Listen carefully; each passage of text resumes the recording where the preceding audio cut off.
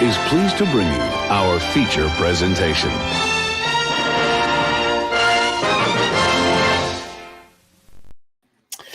What's up, guys? Welcome back to Chillporeal. I'm Brian, from the master of the Nerdporeal continuum, the Nerdporeal life form himself. And, well, with me, I got a great guest. I have another white cloak, the Bookcloak, the drunk cloak. What's up, Dain? How you doing? You just had to put in some fucking trauma. Oh, wait, sorry. I'm supposed to wait 5 minutes for that. Some trauma with two things. One, Amarasu disappearing the horn of Valir up her prison wallet. Yes. And then old Poppity Pop, Jeff from Bornhold, getting axed by her and the axe murderer. That's the second axe murder he's done, by the way. He killed his wife and he killed my dad. Yes, yeah, he's parents a murderer, Rand's a murderer. I think Matt's the a only murderer one too. who hasn't committed a capital crime or attempted a capital crime is Matt. Matt, okay, because it looked like Matt was the one that killed the girl, but then you see the what do you call it, the shadow spawn, the merge draw. Yeah, the fate is there, but he Yeah, didn't do it. And even then, there's exigent circumstances in yeah, that. pretty much, yeah. Nynaeve tries to commit attempted murder, Mm-hmm. right? She tries to stab Lan. Mhm. Egwene kills Rena in cold blood. Mm-hmm. Like she's defeated her, but just lets her hang. Mm-hmm. Rand murders the bully male nurse. That's right. And Pern kills his wife and kills my dad. Like the only one that shouldn't be in prison is actually the one that the show is trying to paint as the worst human being. I know, and so like I was thinking about this ever since watching the show, and I would rather hang out with Ishii and buy a used car from him than hang out with any of our the Impreza or the Outback. The Outback, probably. The Outback. Yeah, that's a good car. So, Dain, what are you drinking tonight? I brought out the whiskey. So I got whiskey in the cabinet. I got wine over there. If we're going to move on, I got my glorious German mug. Sweet, nice. Filled with Kölsch. And I got a surprise for later. It's not alcoholic, but well, it is on Romulus. Romulus, nice. And I dropped my key, so I'm drinking Blade and Bow bourbon whiskey right now. So I haven't had this since my stream with Nathan and Pip. So cheers to you, cheers to them, and cheers to the chat. Who's in the chat? Let's see. We got Jaden, we got Belmorden, and we got Salty. What's up, guys? Thanks for joining us. So yeah, just some bourbon on the rocks. There you go. So Dain, I remember you telling me you got into Wheel of Time. I think in the late '90s, you got the book and you were going. I think you're going overseas. Yeah, and you read it. You read the book, or you read the prologue and then you stopped. I read the prologue on the plane, and then I was like, "This is not the right place to read." And I put it down for a week because it was pretty weird. And I thought this was a bit too intense. But then, like a week later, in the south of France, then I kind of just devoured it over a couple of days. And then I read it again because I was in France and I couldn't find an English language bookstore for the second one. So read the book twice on that vacation. But in large part, I was seeking something new because I think in hindsight, so it was August 99 that I started reading this. But for the 3 years prior to that, I read Star Wars Expanded Universe books like all the time. And then the Phantom Menace happened. And I was kind of just like, oh, hey, Trip. Hello, chat. I did say hello, chat. She's surprised. What's up, Trip? How you doing? But anyway, basically the Phantom Menace, like it took me a little while. Like there was maybe 2 weeks or whatever in June after like it premiered in May. So up until maybe mid-June that year, I was still trying to defend it. And then it was just like, no, there's no defending Jar Jar. No, there's not. I was this franchise is dead, and then it's basically God. I was looking for something else, so that's kind of when I got into Wheel of Time. Okay, so you were a Star Wars guy, huh? I did read I read a handful of books. I read a handful, or not even a handful, maybe a few. So I read Heir to the Empire. I still haven't. I kind of I didn't finish Dark Force Rising, so I still have. Okay. Let's say I still haven't finished the original Thrawn trilogy, the Thrawn trilogy. Excuse me. Yeah, Timothy Zahn was a stat like he's a good writer, and it was a good first trilogy to go out on. Yeah. Um, Oh, I think it- it's what really put the EU on the map, or no, it's what got it going. So basically, George Lucas had been resistant to kind of like anybody doing anything in his sandbox, but it was probably Zahn's trilogy that convinced him, like, okay, this is probably better than what I could write. And yeah, since it came out in the early '90s, so it's a full 15 years or whatever after or 10 years after Return of the Jedi. So it's like we're not going to do movies of this, and Lucas basically reserved the right to uh, keep the prequels for himself, right? yeah. So none of the I think he commanded. He's like, no, don't you guys write anything about the Emperor or Vader or their history or all that. right, and who Luke's mother was, like all that Yeah, stuff was basically kind of off base. You could do anything kind of post or after the fact, like, and the book started doing really well and making Lucasfilm or Lucas a bunch of money. And it just got people kind of more hyped up for the universe one. Video games too. Jedi Knight, I think, was a pretty popular one. It was a first person shooter. But even before that, the X-Wing and the TIE Fighter games, those were big too and had kind of great stories. I think even TIE Fighter, if I recall correctly, you got commanded by Grand Admiral Thrawn in that. mm, So they were able to tie in the EU books to the video games and stuff. it's pretty cool.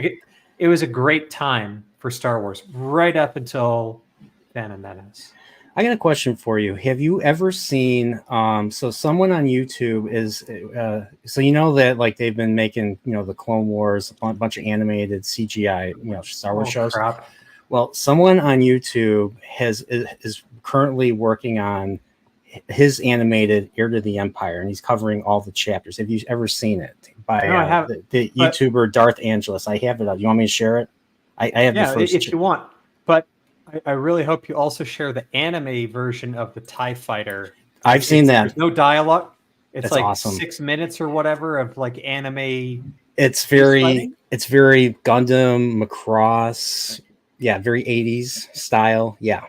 Yeah, and even like the some of the video games. So I know that the Knights of the Old Republic games, but those were based off of comic books about like the Old Republic, and the cinematics that came out for the MMORPG, just the Old Republic, not Knights of, but the Old Republic. Those look better than the prequels. Like there's so much stuff that if you bought this whole IP and you just decided, all right, let's distill out what's genuinely recognized as good and produce that, you could make a fortune off this thing.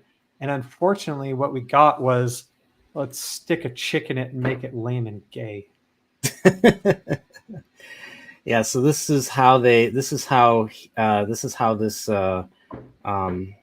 animation looks right here. So this is obviously Thrawn. Oh, wait. He's not the middle-aged Danish dude with a fucking pot belly? No, he looks. What's funny is he actually looks like the way the Chiss looked in some of the earlier games. Like I don't know if you ever played Star Wars Jedi Outcast, but there's like a Chiss bartender on Nar Shaddaa, on the Nar Shaddaa, one of the Nar Shaddaa levels. So did they establish a race that he was? I always thought he was kind of like. He's basically they call him the Chiss. They're from like somewhere out there. I forget. I always like that about Thrawn. It's basically the Emperor was so damn racist. He rose to like the rank of Grand Admiral. They sent him to the Outer Rim, even though he was recognized for his ability, but at the same time, it's just like he wasn't human. But that he would stay loyal and very interesting character. Yeah, And yeah, just like just how like ruthless he is in this. It's like what the Star Wars Rebels show did was just kind of did the character a disservice in my opinion. So nothing did like doesn't hold a candle to the frickin' Disney Plus show. What was it? Ahsoka. Oh God. Yeah, I didn't even finish that. They once they left the galaxy, I was done. Oh, with the space whales? It was worse. Of course, it was worse than Andor. I think almost all the shows are worse than Andor. No, Andor was pretty bad. You think Andor was pretty bad? I mean, I rewatched it. I had this argument with Pips. It was. I feel it's competently made. I feel it's No, it's poorly written. It's think so? And then it's and then writing. And like the whole. So this is from the South Park guys or whatever. This is a simpleton's way to say it, but I mean, when you write something, it should be because therefore. So when a plot progresses, something happens, and because of that, therefore the next thing happens. When something's poorly written, there's a disconnect between cause and effect. It's basically and then.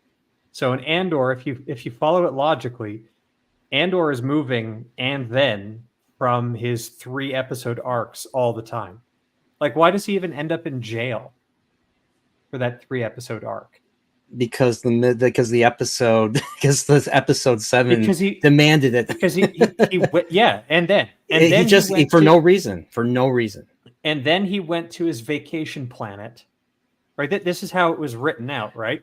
Yeah. So he gets his big score, and it's not because he got his big score that he goes off and then he decides to go on vacation, and then he is on a beach and he decides to interject with the Empire for some reason, and then he ends up in a prison planet. There's no. I'm with you on that, and I did like the jail arc. I think the jail arc was the best arc in that season. That's what they wanted to write.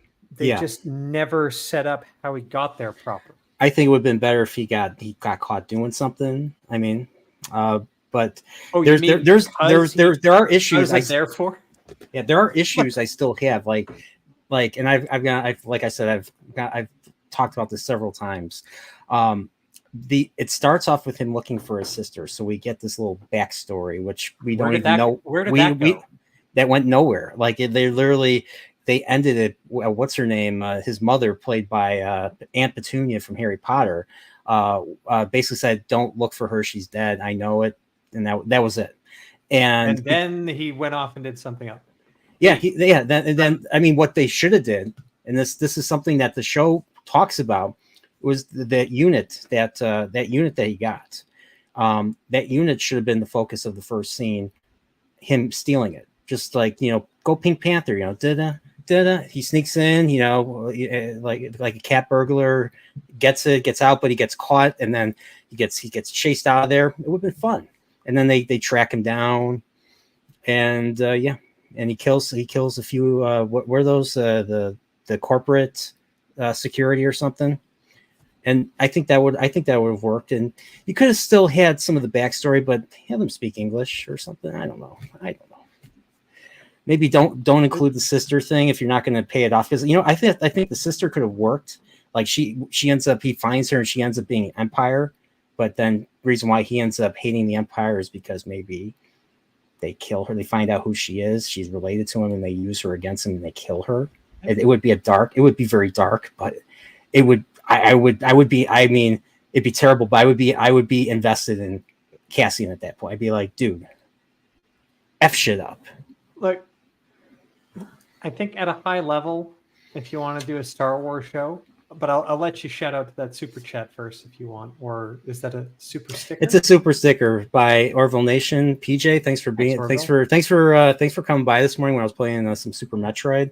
Hopefully season 4 of the Orville will eventually be made or produced or something. So we'll see. But yeah, thanks for being here. And CLS Studio, don't worry, we'll meander back to Wheel of Time eventually, but we've got so much to bitch about otherwise. And here's the thing for me, like, yeah, Kenobi was worse. Oh, dude, that's. I don't. But I think that I don't know what's worse, that or the Last Jedi, or Rise of Skywalker. Well, okay, so this is the point I want to make. So Kenobi, everyone could see that it was terrible, and the Last Jedi, everyone saw that it was terrible. I still think the Force Awakens was worse than the Last Jedi, and I still think Andor is worse than Kenobi. And part of the reason why I take that position is because not everyone can see exactly why it's worse. Okay. So it's not that it's good, it's more deceptive in its shittiness. Okay. That's an interesting way to take it. When something is just so damn bad that like everybody can see it, I'm like, yeah. All right, they just mailed it in. But when they're trying to like trick you into thinking that something's good, but it's really not, like that's the stuff that kind of irks me and kind of gets under my skin. So you're not the only one that I've talked to that didn't like Andor. I mean, my friend Pops, I had him on, and he talked about. I forgot exactly what he said, but he had something to say about it too. So maybe I should make a video. It really bugged me that people thought that it was good, and part of it, like, I can understand. Like, you want to do a Star Wars, but you don't want to have like all the lightsabers out there. You want to focus on the smuggler side or the nitty gritty and the blaster shooting. Yeah, and the Han Solo types or the clandestine types, because there are a handful of Jedi at this point in the Empire, and it's kind of silly to have all your shows focused on these people because they technically shouldn't exist.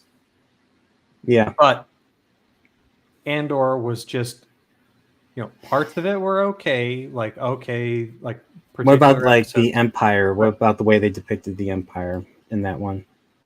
Like the ISB, or was it? I think it was ISB. Yeah. I didn't care. And like, okay, they have an intel agency, and who is there was the corporate security guy, and he goes home to his mom, and he has some blue cereal with blue milk. And he needs to basically search through the want ads for a new job, and then he ends up connecting with. Oh my God! It's just like, why? I think he watches the news and he's just why do people think that this is good? Like, because it doesn't kneecapped you so badly that like your standards are now this. Like, I don't know. If that show is viewed in isolation, did I tell you why I watched Andor? You know who got me to watch Andor? Did someone tell you it was good? Was it Pips? Yes, it was. Mother. I told him we were streaming, so I said we would probably mention him. Well, seems like we mentioned. What time is it in the rack? Or where is he? He's probably still sleeping. Is he right back now or yet? Something. Okay, that was classified. Sorry, everyone. We don't know where Pips is. It's at the Kentucky Derby. I will drink to that. All right. I mean, I rewatched it. I kind of reevaluate. I didn't like it either at first. I thought it was disappointing. I saw a lot of story issues myself. I thought, and I didn't really like that character. What's his name? Cyril Karn. Like, I don't even remember the character's name. I don't remember any of the characters' names except for frickin' Stellan Skarsgård. Well, I remember Stellan Skarsgård. Luthen, I think is his name. Like, I remember him and. Yeah, him and Andy Serkis. Like anything, Andy. I don't know about you. What you think? I like Andy Serkis. I liked him as I liked him as Gollum, and I liked him as King Kong. He was King Kong. He played King Kong in one of those Kong films. It was Peter Jackson. So I liked him as Caesar. I don't know if you saw the Planet of the Apes ones that he did. The Rise and Dawn and War for the Planet of the Apes. I saw the original 5 Planet of the Apes, and then I saw the one with Mark Wahlberg, and that ended, and I was just like, "This is stupid." And then my dad said like the ending to the Mark Wahlberg one is how the book ended. Kind of. It ends with they go back to they go back to Earth, and they get intercepted by apes, but it was truck drivers. It wasn't cops. But yeah, it was your dad was right. I actually read Pure Bull book. It's totally different from the original film.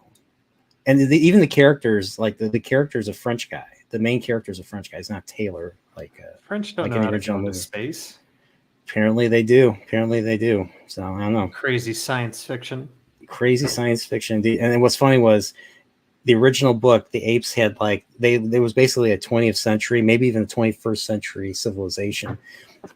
So the apes were like, instead of walking across the street, they would like there'd be monkey bars that they would just simply, they would just simply grab to cross the street, or it was too high budget for what they did, so they decided to make it farmer, the Washington Monument and the Statue of Liberty. Anyways, yeah, I like the old Charlton Heston one was pretty good.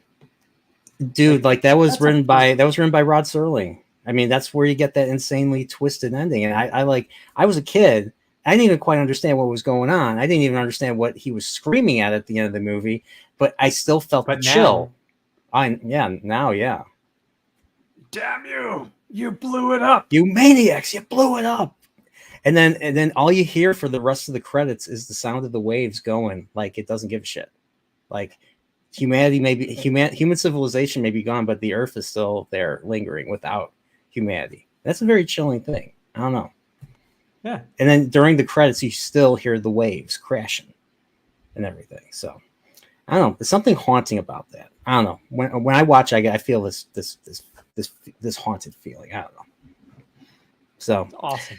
But I'm going to go see the fourth. They're making another Apes movie, by the way. Okay. Everything's a fucking franchise these days. Well, Planet of the Apes was probably the original. I mean, that and James Bond were some of the earliest. Yeah, like the subsequent four in the original kind of run of Planet of the Apes. Like I remember the wackos with the like psychokinetic brains or whatever worshiping the atom bomb. Yeah, the Beneath the Planet of the Apes. All hail the mighty bomb and me. But it's like it ended on more of a downer than the first one because everyone was dying. The world blew up. He blew up the world. Yeah, I know. You see his hand. The third one, it's like the apes from the first movie like had managed to launch the craft into space, and then the atom bomb shifted them through time somehow.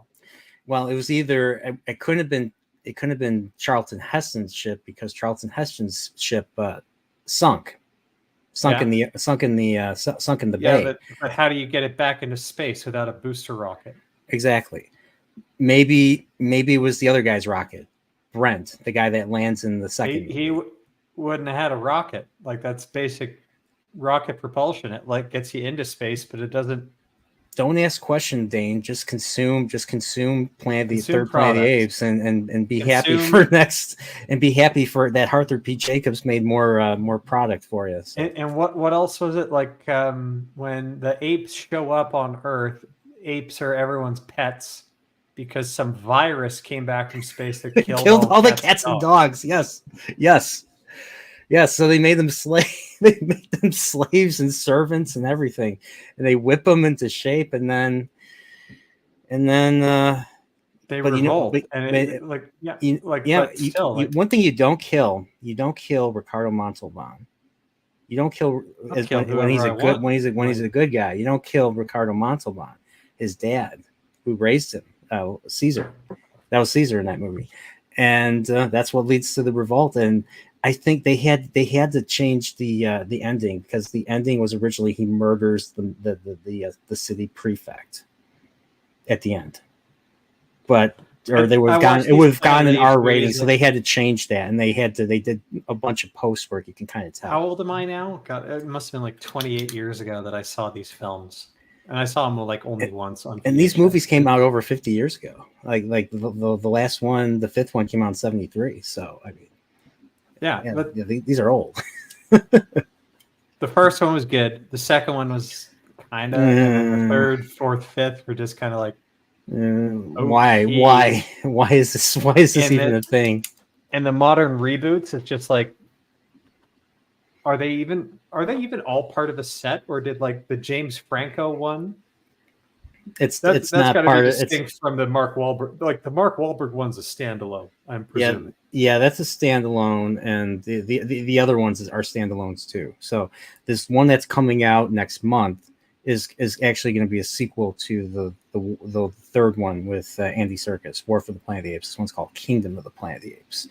So I'm assuming it's going to be focusing on, well, in this continuity, Caesar has a son named Cornelius, and Cornelius was the original ape played by Roddy McDowall in the first film. And Caesar was actually, what's funny is it's reversed. In the original continuity, Caesar and Zera, or sorry, Cornelius and Zera, Dr. Cornelius, Dr. Zera were the parents of Caesar. But it's the other way around in this one. Intimidating name in the entirety of the English language than Cornelius. Yeah. There's a reason why Edward Norton's name in Fight Club is Cornelius.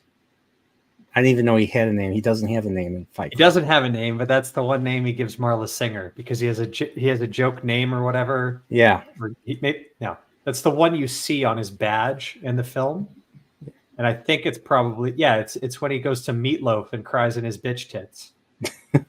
You cry now, Cornelius, and it's the only other name that like kind of comes up or gets mentioned out loud.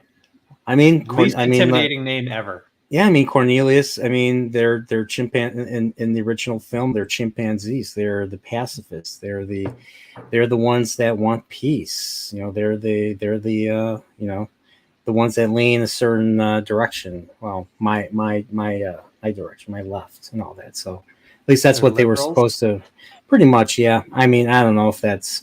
I mean, they literally in the second movie they're protesting going to war. Like the chimpanzees are protesting the war, and you could tell like they ran out of makeup budget, so they're all like half of the people there are wearing masks because you can't even see their eyes. Like it's like you can't even see their eyes. It look like freaking Michael Myers or something, but with ape fur on them. So they didn't use real monkeys. Did they ever? Anyway. I don't think they ever used real monkeys in that. They in 2001 during the whole Dawn of Man sequence, they actually did use a little chimpanzee as a baby for one of the ape people or something like that. Now we're getting into actual good films. So I know you've been like diving into 2001: Space Odyssey. That's my next video. That's been taking me forever because I'm trying to read as much as I can into it. So yeah. So you think it's a great film because another one of our friends. Marvelous film. Yeah. It's a marvelous film. That thing was filmed before man landed on the moon. Yes. It was filmed a decade before Star Wars. Correct. I mean, Star Wars, a lot of George Lucas looked to the production of 2001 as a means to figure out how he was going to create this space opera. Here's the thing that I love about this film, and a lot of people don't. What they don't get about science fiction is so here's the thing. We're never going to develop artificial gravity. You're never going to have the Starship Enterprise with a disk and the two nacelles and whatever, and everyone's just standing on the ground. No. Never going to happen. And the reason is not because we might not invent artificial gravity.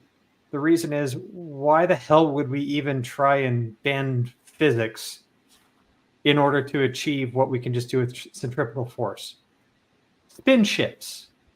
If we wanted gravity in space, we would take a ship like the space station in 2001, like what they actually did in The Martian, which is a great film with Matt Damon and whatnot. Yeah. You just and in Interstellar, they did this too. If you want to get gravity up in space, you just simulate it just by rotating the ship. Mm-hmm. So any kind of long distance space voyage that mankind or any other civilization ever out there ever does is going to basically have ships that spin. That's what a hard science fiction, that's what your ships should look like. They should all be spin ships like this.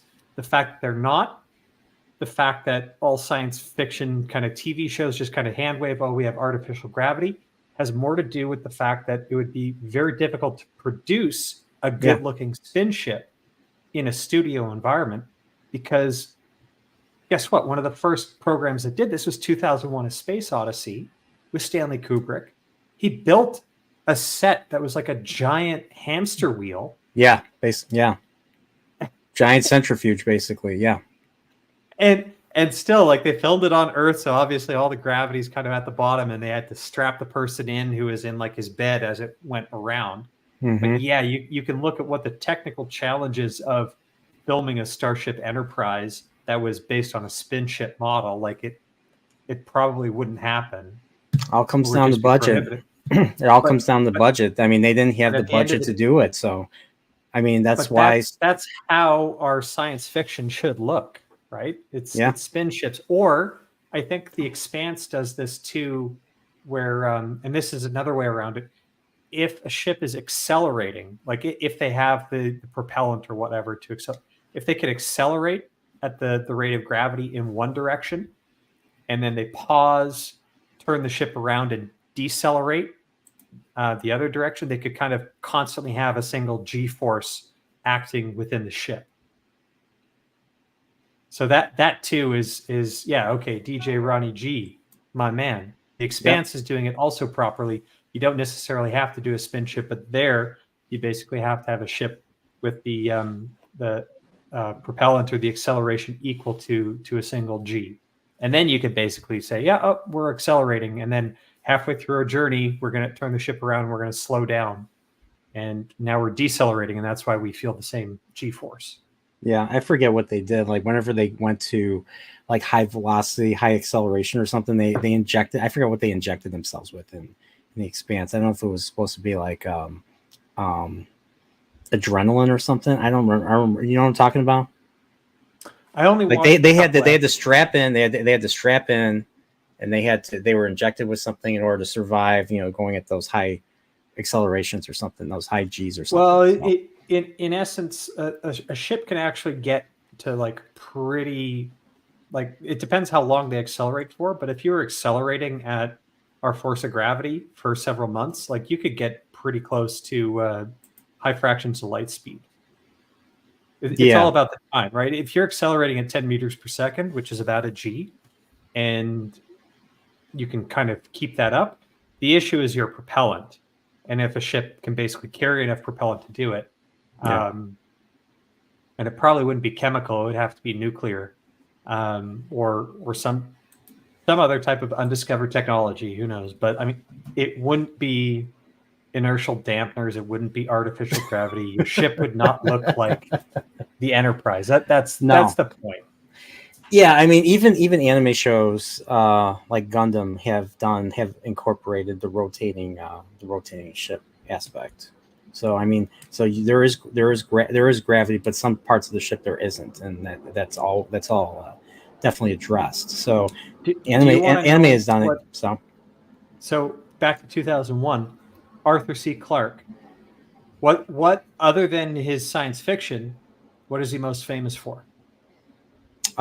Besides science fiction, I mean, from what I've read about him, because I actually started reading the 2001 Space Odyssey thing, he was known for deep sea diving because he lived in Ceylon, which is now Sri Lanka. So not what I'm going for, but he actually predicted geostationary satellites. Oh yeah, he did do that too, and space elevators, which we haven't built yet, and we probably shouldn't.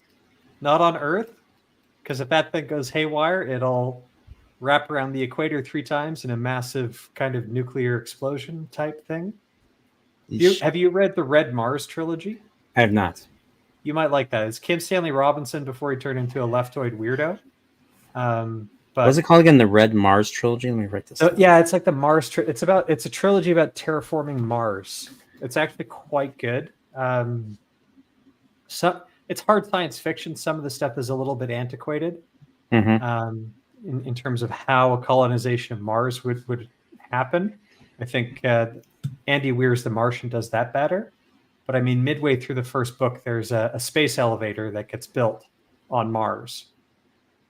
So it's basically you start with a space station at a geostationary orbit, and then you basically build out from both ends the same weight. So your elevator essentially is not coming up from Mars. It's basically hanging Okay. from space. I forget. Was there a space elevator in The Martian? I saw The Martian. I'm trying to remember. There isn't in the Martian, because it's about a manned mission and series of missions to Mars. But like, small spoilers, what happens in the Red Mars series is there are competing factions as to what should happen to Mars, and someone sabotages the space elevator, and the whole space elevator falls to Mars. And basically it's a catastrophe that unfolds for a couple of weeks, and it basically wraps around the entire equator of Mars, and it's devastation hundreds of miles in either direction. And I think the Foundation TV show on Apple tried to kind of do the same thing. It's just that show sucked.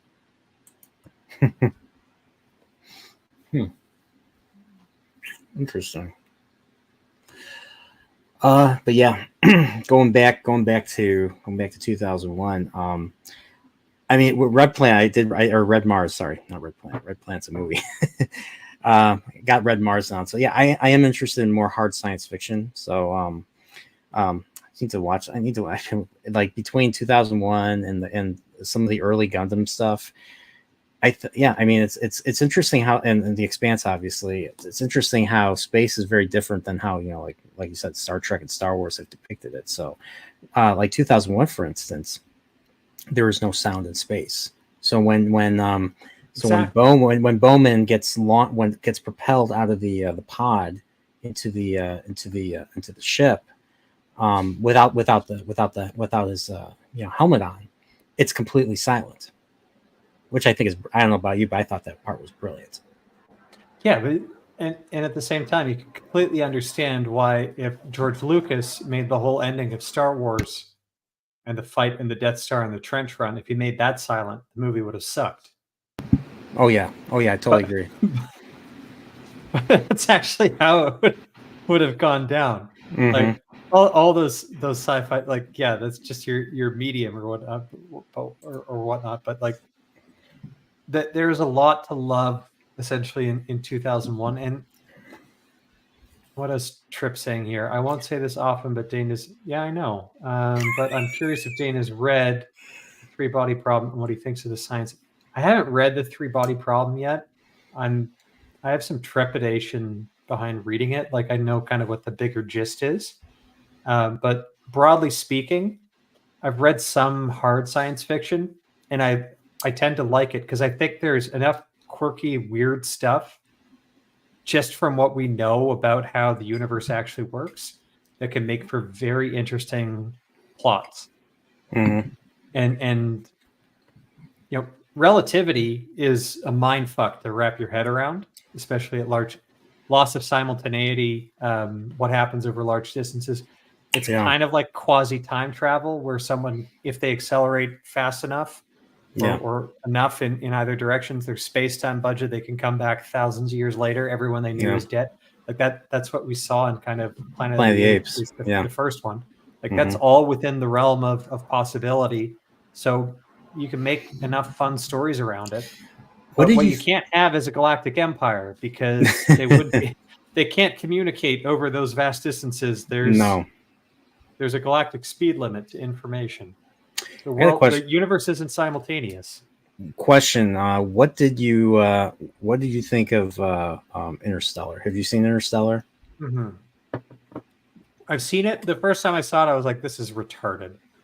Because this was Christopher Nolan's love letter to 2001. So you see a lot of similar shots, similar sequences. And they deal with relativity quite a bit too. Time dilation. I was told it was hard science fiction, and then he ends up going into a black hole, and instead of turning into spaghetti, he's basically in this giant filing cabinet of different points in time. Yeah.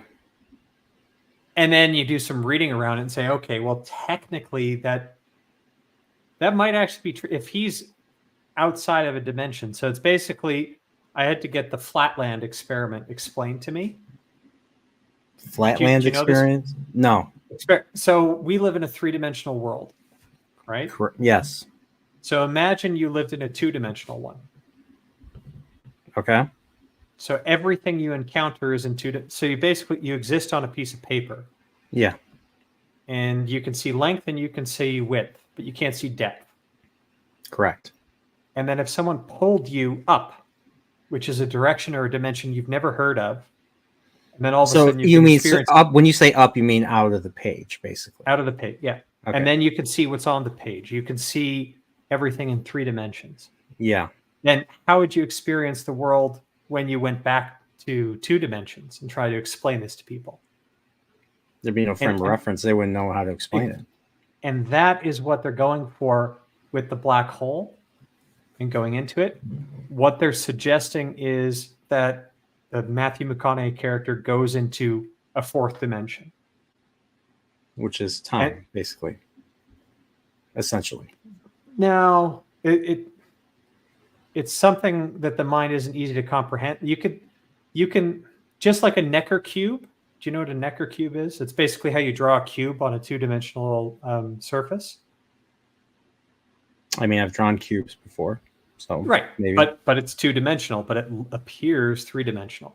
There are other animations that you can pick up, and it's called a tesseract, and that is a 3-dimensional. Well, it's 3-dimensional, but it represents a 4-dimensional shape. Let me see if I can pull one up or share the screen here. Yeah, go ahead. 4-dimensional. Like I can't imagine a 4-dimensional image. I always thought it was, time. Time was the 4th dimension. And then the 5th one was probably, let me see, probability. Present. Share screen. Yeah. Share. You got it.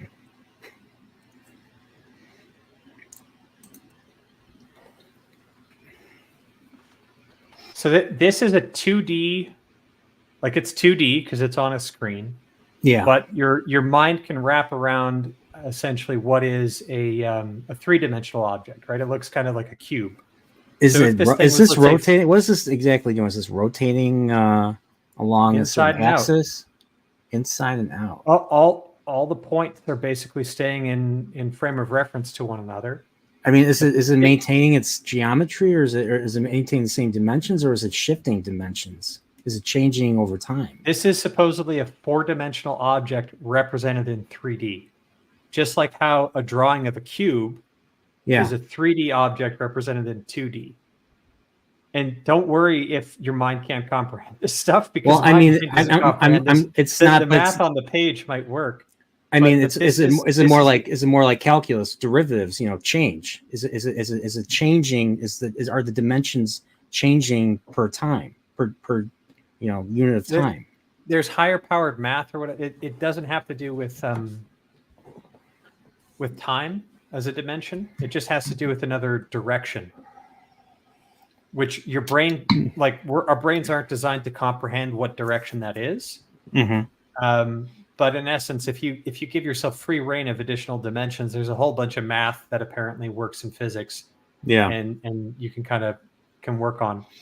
I took for engineering, I took up the differential equation, so I didn't take anything higher than that. So this is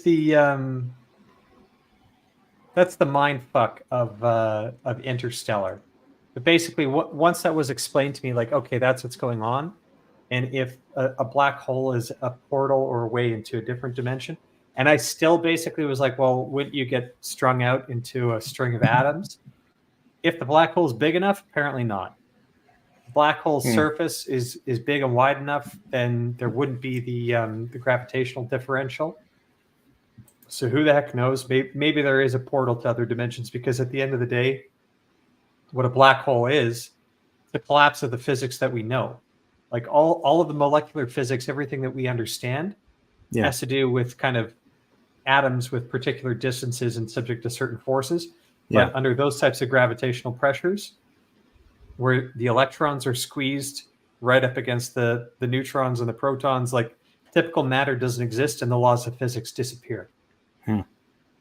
That's what a black hole is. Where does it go? Could it go to a different dimension? Maybe. and therefore I thought on a second watch after learning some more about Interstellar, yeah, I could call it hard science fiction, and it's not going to get disproven until someone actually decides to go into a fucking black hole. But I'm not going to be that guy. Let someone else do that. Want something to, so Chris says, want something to mess with your mind. A pool table isn't moving. You place a pool ball on the table. Is it moving? It's all relative. Instead of XYZ, think of it as X1, X2, X3, X4 to XN. So series, basically. Okay. Keep that in mind. So it's funny, doing a little math. I was reading some Lord of Chaos, and I just got to the part. We're getting into Wheel of Time now. You know what's great about Wheel of Time too, though, and maybe you're not here yet, but when they start discussing what traveling is, you're gonna like this. Like, this is no spoilers, but when Rand gets asked, okay, how does he travel? He does the folding of space-time kind of parallel. He's basically like, well, if this fabric or whatever is the pattern, just like the guy in Interstellar, right? He takes the piece of paper and he draws the 2 points. He touches them the same, and then he says, I bore a hole through it. Robert Jordan had a degree in physics, nuclear physics. Yes. So, anyways, sorry to steal your thunder. No, it's fine. So I'm on the Nynaeve portion of the prologue, and they're talking about the bracelet, the bracelet and the necklace, basically. Mm-hmm. And they bring up I haven't gotten much further than this, but they bring up matrices. So apparently Elaine's trying to explain. Let me see if I can find that line of dialogue. And they're like, what the hell is she? And then Nynaeve's like, what the hell is she talking about? I don't think Elaine knows what she's talking about. She doesn't. That's what's wonderful about it. Yeah. So I was reading this, and I was just like, I was thinking back to like, I think I had to take a numerical methods class in college, and we had to use Euler's method of calculating matrices and all that. So it got me thinking back to thinking to college. So, but I'm like, if anyone's going to bring up matrices, it's going to be Robert Jordan, because, like you said, physics degree, probably took all the math courses that you could take. But he's going to have Elaine bring it up, and Elaine's not going to know what the hell he's talking about. Yeah, exactly. But there was one other question that I had that I did find out. So there was a big twist that we didn't know in the Fires of Heaven that we find out here in Lord of Chaos. So one of the 3 women on the ship that they meet, Merrigan, the one with the 3 kids, is actually, spoiler alert, is actually Magedian. So my question for you is this, I was listening to the audio portion of that. So how did she not recognize her? Was she doing the Lanfear thing where she was in a disguise or something? That's why they didn't. That's why Nynaeve didn't recognize, because Nynaeve saw Magedian. All you got to do is read a little bit ahead, because it kind of gets explained. So there, in book 1, you saw Moraine use what they end up calling the Mirrors of Mists, which is I think that's a name that gets used later on. But when Dain Bornhold attacks her, and she grows into a giant, and she steps over the wall, and then she like reverts back to size, and Egwene says, "You were a giant," and Moraine's like, "Was I?" That is using the power as an illusion. So there are illusions that they can do kind of with their weaves and make them appear to be something else. What the Forsaken, and this is implied long before we're here in Lord of Chaos, is that Selene or Lanfear can appear different. I think she appears kind of as a young maiden to Rand, and then there's a later part where she kind of appears older, but to use Robert Jordan's term, riper and somehow more beautiful, because she's like, and then she was also one of the middle-aged. and she was also one of the I'm trying to think. Oh, what you call them? The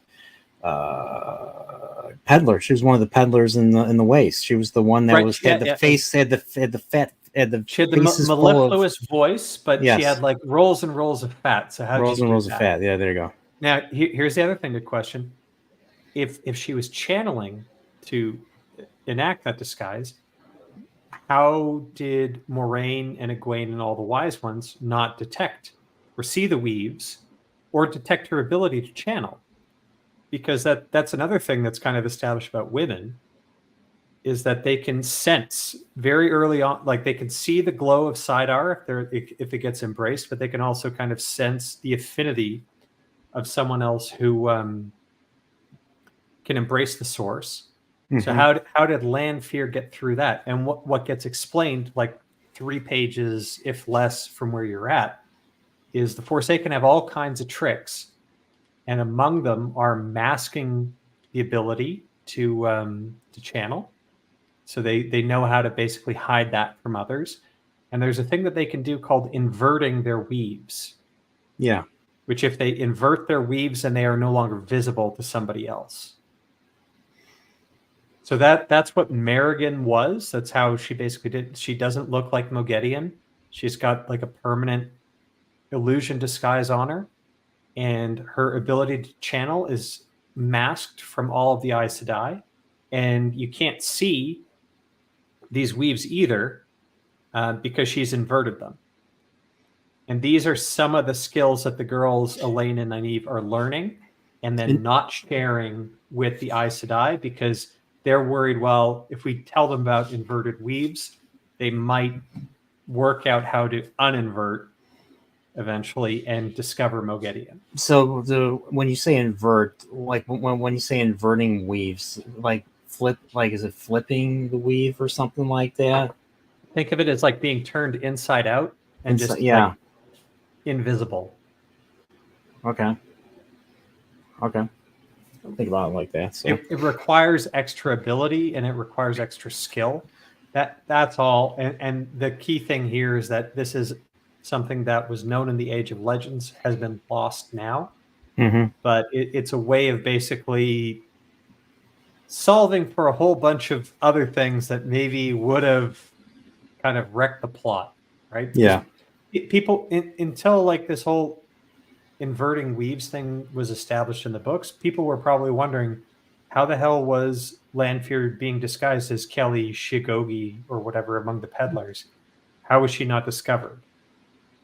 And what Robert Jordan's saying here is like, well, because the Forsaken have got skills and abilities and knowledge that help them get through, and this stuff has been lost for 3,000 years. That's what's going on. So they never learned. So simply, the Aes Sedai never learned those tricks.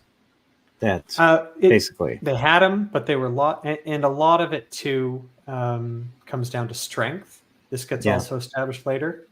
The average strength level of Aes Sedai basically kept falling lower and lower to the point where Moraine and Moraine's tier is considered to be one of the stronger. Moraine and Swan were one of the strongest Aes Sedai in a generation, so to speak. Egwene's stronger. Nynaeve is way stronger. Nynaeve is Forsaken tier because she's able to beat someone like Mogedion in a raw fight. Yeah, but nobody else. And there are certain abilities and certain talents that just don't happen unless you're strong enough to do it. Like traveling, for one. When that comes back, still coming, but they'll work it out. Not every Aes Sedai is able to do it, except for Andral, who we all hate. Except maybe Eldan. How's it going, bud? What's up, Eldan? Yeah, Eldan here. Remember, we got Staple Bro himself.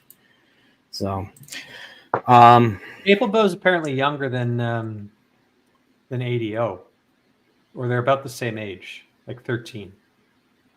ADO? Who's ADO? Aspiring Dark One. Aspiring some other name in the Discord. We had him on one of the rewatches, and then he sounded 12. He's apparently a little bit older. He's a good guy. But Staplebo, just so everyone knows, Staplebo did all the freaking heavy lifting on the March Madness that we ran. he basically came up individually with like 160 of the shittiest moments for season 2. He had them all memorized. Oh, ADO is Shy. Okay. I think Shy is older than 12, 13. Is he though? Maybe. I don't know. Maybe. I don't know. Don't, at a certain point in his life, he'll want to be like considered 5 years younger than when he actually is. I'm there. Yeah. I'm gonna be there myself this year. So yeah. Or is it? Oh man. No, wait, you're okay. Let's not get into that. 21. That's how old I am. How old I act. 21. I turned 21 in 2005. Holy shit. G Stapleboat is younger than ADO, but the guy's a freaking boss. So yeah. I'm too young for Trip. Just so you know, Trip. Still illegal. Got to wait a year. Yeah, Staple Bro has a deeper voice than all of us combined. No, okay. I'm gonna have to like maybe go on some chat. Okay, it's believable. Maybe he's been smoking since he was 13. I don't know. Oh, I love you guys. But yeah, going back to Wheel of Time. So so Lord of Chaos, I have a good idea what's going to happen. I mean, I don't know exactly what's going to happen. I just know, I know in the prologue, I got as far as Gawain's part. So I know that. So Gawain is still running the younglings. And so I'm guessing they're growing. They're going to be my guess is they're going to be a big, I guess they're going to be a thing. They're going to be a big thing in the fight. In the upcoming fight or something. Gawain's a polarizing figure, in part because he's like Egwene's love interest, and that'll kind of come. I always liked him initially, right? Because his heart's in the right place and everything, but there's a bit of contrivance in how he hears this peddler tell him kind of a tale about Morghese, and that the Dragon Reborn killed Morghese. Yeah. And then he's just like, refuses to hear any evidence to the contrary. And even if the Dragon Reborn killed your mom and you're feeling pretty raw about that, if you swear to kill the Dragon Reborn before he can save the world, you doom the world. So would you take that as kind of your motivation? That's my problem with Gawain. Sounds very irrational to me. So yeah, and in the later books, especially the Sanderson ones, I think the whole timeline gets completely messed up with him, where he like is going. It's poorly executed, his stuff, but he gets a good ending. Okay, I'll have to keep that in mind when I get what there. Else? If he's annoying, like yeah, okay, it'll be good at the end. The ending you'll like.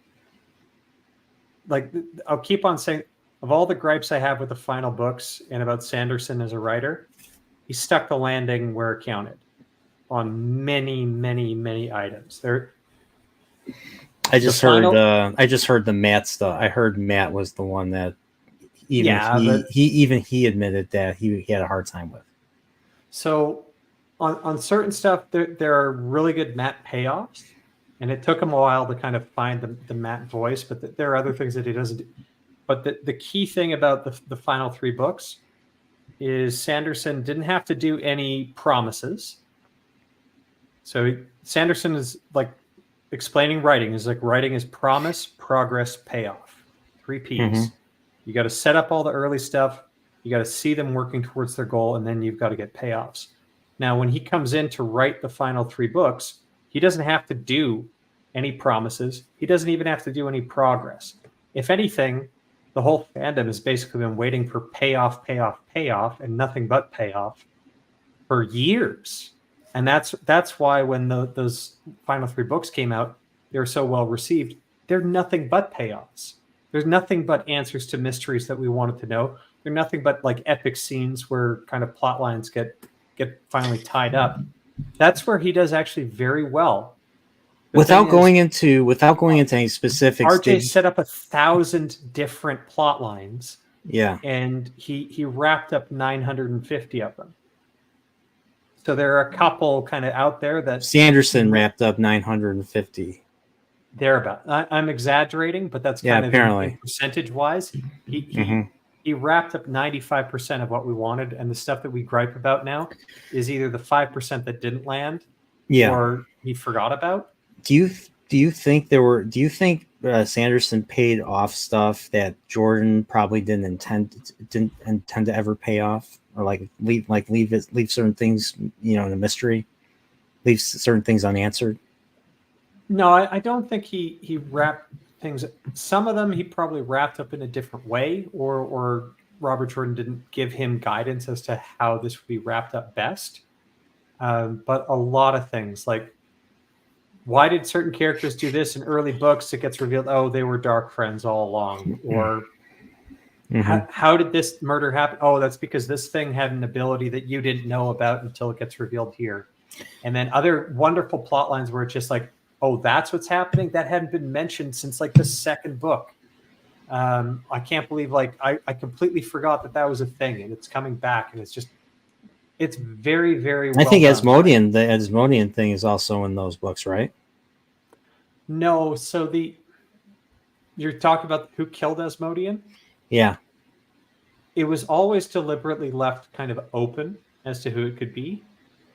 But at the same time, RJ, while he was alive, is kind of on the record saying, like, it should be obvious. And you should know from, like, who did it at the time that Asmodean was killed. And if that is RJ's guiding principle, then it's Grandal. She's the only one that could have done it. So because Samael was busy or something, and there was like a 4 or 5 Forsaken alliance. Lanfear was gone, Ravin was gone. Lanfear, Ravin, Samael, Grandal were like a foursome. Yeah. And then Asmodean was kind of tangentially related or tied to Lanfear because he was going to go train Rand under whatever circumstance. That was the like 5 block. There's a separate block of Forsaken that's Masana, Demandred, and Semiraj. They're all like, you only get introduced to them in book 6, and you get started with Demandred, but they're supposedly out of the loop of what the others are doing, and it gets established very, very clearly in the Demandred prologue that Demandred did not know that Asmodean was dead. Yeah. And since authors don't have characters lie to themselves in their own inner monologue, we can say Demandred didn't do it. So who else knew that Asmodean was with Rand and was in Andor? And it's basically down to Samael and it's Grandal, the only two. And then it's a question of who did it, who would be most likely, and would Samael dare to basically jump into Caemlyn, kill Asmodean, where Rand could detect him channeling? Probably not. Probably not. And females and the female they can't detect each other, and then like if women detected channeling in Caemlyn at that time, like it could have been anybody, right? But yeah, Caemlyn's filled with wise ones that can channel and other folks, so it wouldn't have raised alarm. Okay, yeah. Here's the thing, though. Shadar Haran wasn't even established until the next book. So how does Asmodean know who Shadar Haran is? That's true. And that's what RJ so he was said. so like that. That was like able to figure it out because like Demandred didn't know. Fires of Heaven. Yeah, because Demandred didn't even know who Shadar Haran was. He was just like, "What is this? Who the hell is this? This is a." What the hell kind of Murdral is this? It's like a bat. Yeah. This like twice the size. This like a 10-foot He's extra tall, and he gets all the deferential treatment from the spikes or whatever in Cheddar Logoth. No, yeah. wait. And he dresses down the Demandred in the beginning. He's like, how dare Demandred how dare this Fade so Altan, the address me point this is way. that Robert Jordan said that all the evidence that you needed to basically work out who killed Asmodean was there in the Fires of Heaven. So characters that you first meet in Lord of Chaos are ruled out. Because you can't guess, oh, it was Shadar Haran if you've only read up to Fires of Heaven, because you haven't met that character yet. What's funny is I believe Shadar Haran was in the Dragon Reborn, or at least a version of him. He's the one that threatens Jacob Carradine in the beginning. He's the one that says you got to kill Randall Thor. No, so that's left ambiguous. That we don't know that, because we're also kind of left ambiguous as to who is actually giving Jacob Carradine orders. Because Shadar Haran is the hand of the dark. Basically serves the dark. So if Forsaken could want to kill Rand, but then by book 6, the rule is, or the orders are, let the Lord of Chaos rule. Yeah. Don't touch Rand. So if there was anyone that could, go over Balzamon's head, because Balzamon was still a thing, the Dragon Reborn, it would be Shadar Haran, the dark, the hand of the dark one. No. So what's known so far with Jacob Carradine is that he got his original orders from Balzamon. Yeah. He was supposed to go out and kill. And Balzamon Ishamael is insane. So who knows what his motivations are. But it's more likely that does becoming Nameless make you insane, or was it just because he was alive for thousands of years and he kept coming back? Are you familiar with the true power yet? Yeah, you told me about the true power. So it drives you insane. So Ishamael was more addicted to the true power than he was the one power. Mm-hmm. And it basically drove him completely nuts. All the other Forsaken kind of used the true power sparingly. But Ishamael, like whenever he's got the flecks floating across his eyes, so part of the whole glowing like fireball eye things is like a long-term effect of using the true power. So is the true power like a poison that can only be used sparingly, kind of like balefire? The true power was it draws from the Dark One, and that's exactly what they were looking for in the Age of Legends when they drilled the boar. So you saw that scene in book 4. That's kind of like, this is something men and women can use together, and we won't have to have gender complementarianism anymore. We can just be like one gender. And it drove them nuts. What is Robert Jordan trying to say here? I don't know. It sounds problematic. Yeah. But Ishamael is the one who basically gets seduced by the true power the most. The really great thing is this is hinted at in the prologue of the first book, right? Yeah. As Ishamael heals Louis Theron's madness, at least for a moment, where he basically says, I follow a different power now. Yeah.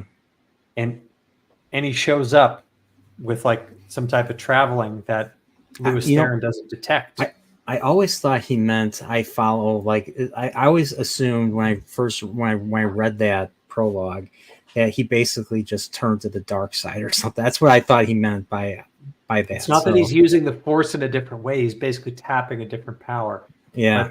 But that one, and you'll get it in kind of later inner monologues from different Forsaken or whatnot, they all kind of use that true power very sparingly. And they all kind of remark in their inner monologue about how Ishamael didn't, and the guy went completely batshit crazy. Haran makes the most sense for Asmo appearing out of nowhere. At this stage, no one else is using the true power. Why would... Okay. If Grandal uses Sadar to get into Caemlyn, Asmodean's not going to be able to sense that either. It's got to be someone Asmodean had seen before, and you haven't established that Asmodean had ever seen Shadar Haran. In fact, it's quite likely that he never did.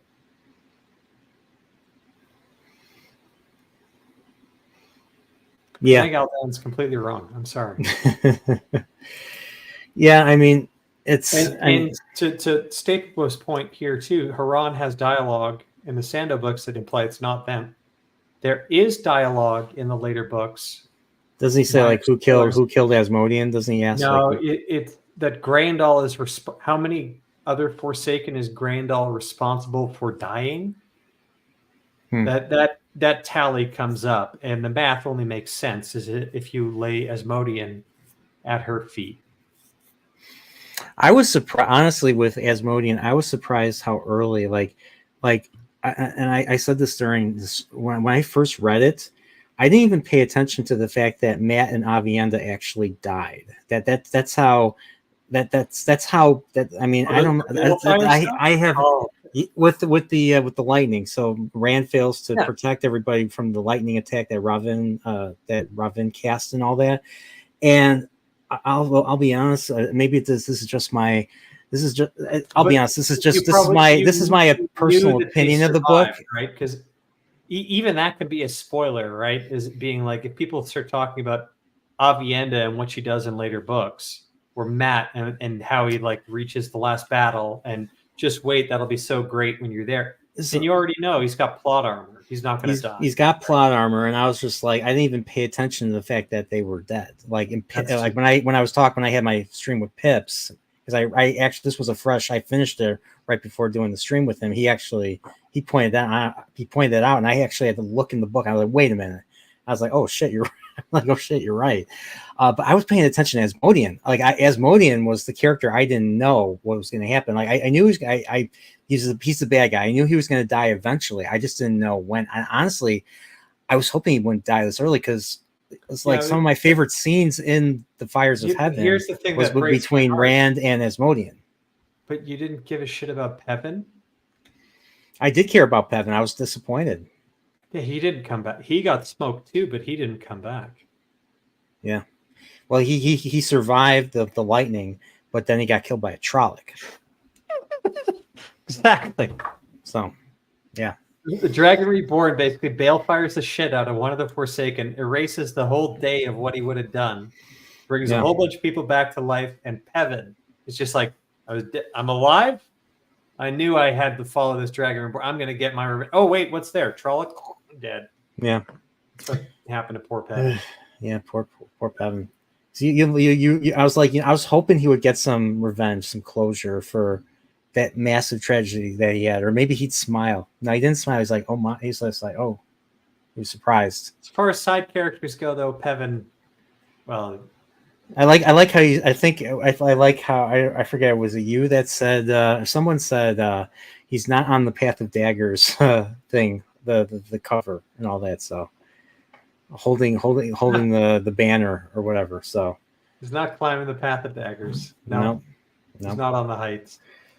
But yeah, honestly, so I really hope you get through, and I really hope you get a couple of chapters in, because there is an epic Matt chapter coming up in like the first 5 or 6 of Lord of Chaos. There's like a 10,000, 12,000 word Matt chapter. Yeah. It's all about him kind of with the band of the Red Hand. He like seduces some floozy at some inn and basically dances with her, does very well. Doing some canoodling too. Well, that could have happened, except she expressed too much interest, so he's going to get the fuck out of there. But there's really a bunch of great kind of military stuff. Like Matt is growing into his own with the like whole band and how an army needs to be organized, and his inner monologue, the different memories that he has now after Ruidian, how armies work and how battles are won and lost, and the importance of speed and all this great stuff. And a new character gets introduced. I'm going to say his name right now, Oliver. You're going to freaking love this little guy. He's pretty key. Well, not key to a certain event, but keep note of Oliver when you meet him. He's going to be significant for the end of the series. And it's very, very well done. And again, when I was talking about Sanderson, like with promise, like when Oliver gets introduced, there's a promise, there's progress with his character throughout Crown of Swords and all the like later books with Matt about who this character is and what he does, what his motivation is, the relationships he gets, and the payoff with Oliver in the final book is wonderful.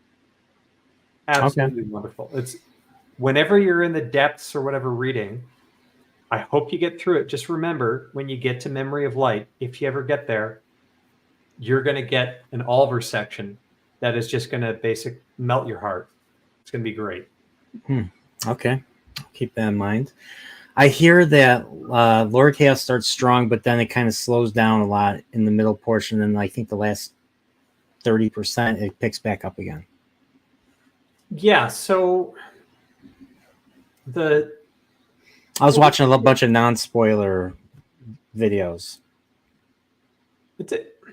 There's a bit of a lull, I guess, that like the Nynaeve stuff and Elaine stuff is going to be kind of by definition feeling slow. I might have said this to you before, but I mean, Nynaeve is a big meta joke in certain ways in the whole series. Because Nynaeve, I think, more than any other character in the series, encapsulates the main theme that RJ was going for about gender complementarianism. Yeah. In that she gets the mean fucked out of her, but that happens in a later book. Everybody hates her up until like book 7. But when, minor spoilers, like she's meant to be with Lan, right? They fell in love in the first book. They were kept apart by circumstance. That was one thing I didn't quite. That was one thing I never really quite bought into when I first read Eye of the World years ago. Like maybe she could fall in love with him, but I didn't see him falling in love with her. I mean, he's much older, and I assume he had a history. Oh, come on. You're like 50 and some 26-year-old chick is going to be like, yeah, that would happen. That's the easiest thing. It's less believable the other way, except he is like completely ripped and totally powerful. I don't know. But remember, she's in the swirl of 3 Ta'Veren. So is Lan. Right? That it seems unbelievable or less realistic in the first book, but I mean, the whole third book, you're basically seeing Rand run through a village for like a day, and the whole village kind of gets everybody gets married. Yeah. And it happens over and over. So maybe that's an element of RJ covering his tracks, being like, oh, you didn't believe my whole romance thing, like in the first book, was believable? Well, fuck you guys. I'm just going to have whole villages at a time reorient their whole lives because they hung out with Rand for a day. So interesting. Yeah, it's the pattern reoriented, but you know they were meant to be together. They'll make it together. Surprise, because they both like survive to the end of the series. Maybe not the whole series. Yeah, I want to see. I mean, honestly, I want to see more Lan. Lan's feeling like a background character. Nynaeve turns into everyone's favorite character after like book 9 because she gets the mean fucked out of her. It's fucking hilarious. That's just it. It's just basically, I can't stand her. She gets some dick, and then it's just like, she's a great character. She's just completely mellowed. She's got her heart in the right place, and yeah, I'm waiting to see some change. It hasn't been easy seeing the characters really. I mean, well, especially her. She hasn't really changed much since the first book. Yeah, just wait for her to get fucking laid. Yeah, pretty much. Yeah. Have you ever met a woman like that where it's just like, oh my god, she just needs to like get railed. Maybe she'll just chill out. That's Nynaeve in a nutshell. And the thing is, I view it as a fantastic books-long, years-long joke from Robert Jordan. He's just setting it all up. And it's just like, yep. And yeah, so... But talk to people who've read the whole series, and it's just like Nynaeve, she ends up being a lot of people's favorite character. But when they've only read the first couple of books, or reading that, they're all in your camp, being like, I couldn't get through it, or why the hell am I reading this? I am suffering here. I don't want to do this.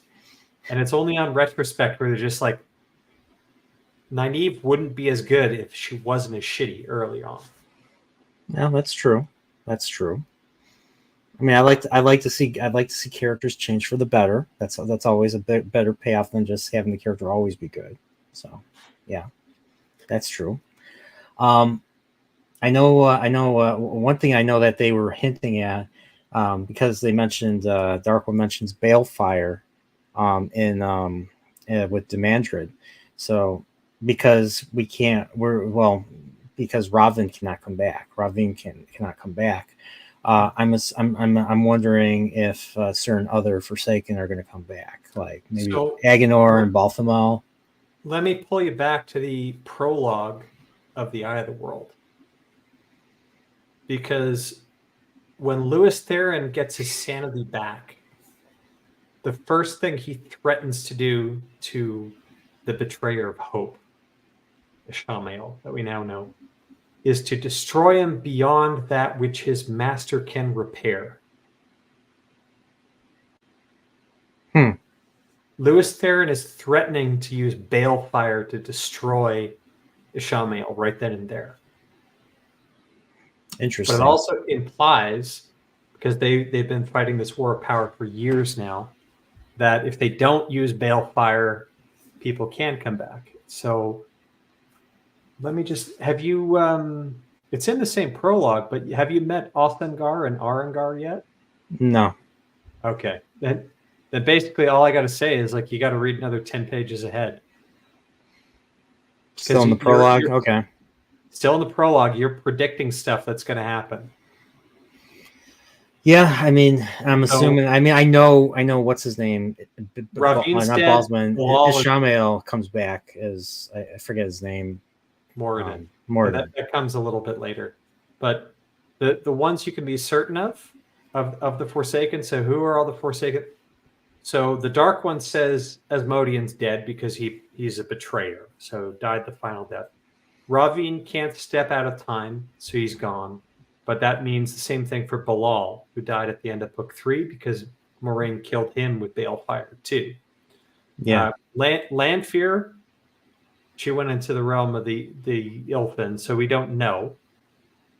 And then you've got Agenor, Balthamel, and Ishamael, right? So seven of them, but really only 3 are dead that we can be certain of, like Balefire dead. Or is it only 2? I think Ravin and Balal. Ravin and Balal. And Asmodean. And Asmodean is the betrayer. So three are dead. So there's going to be.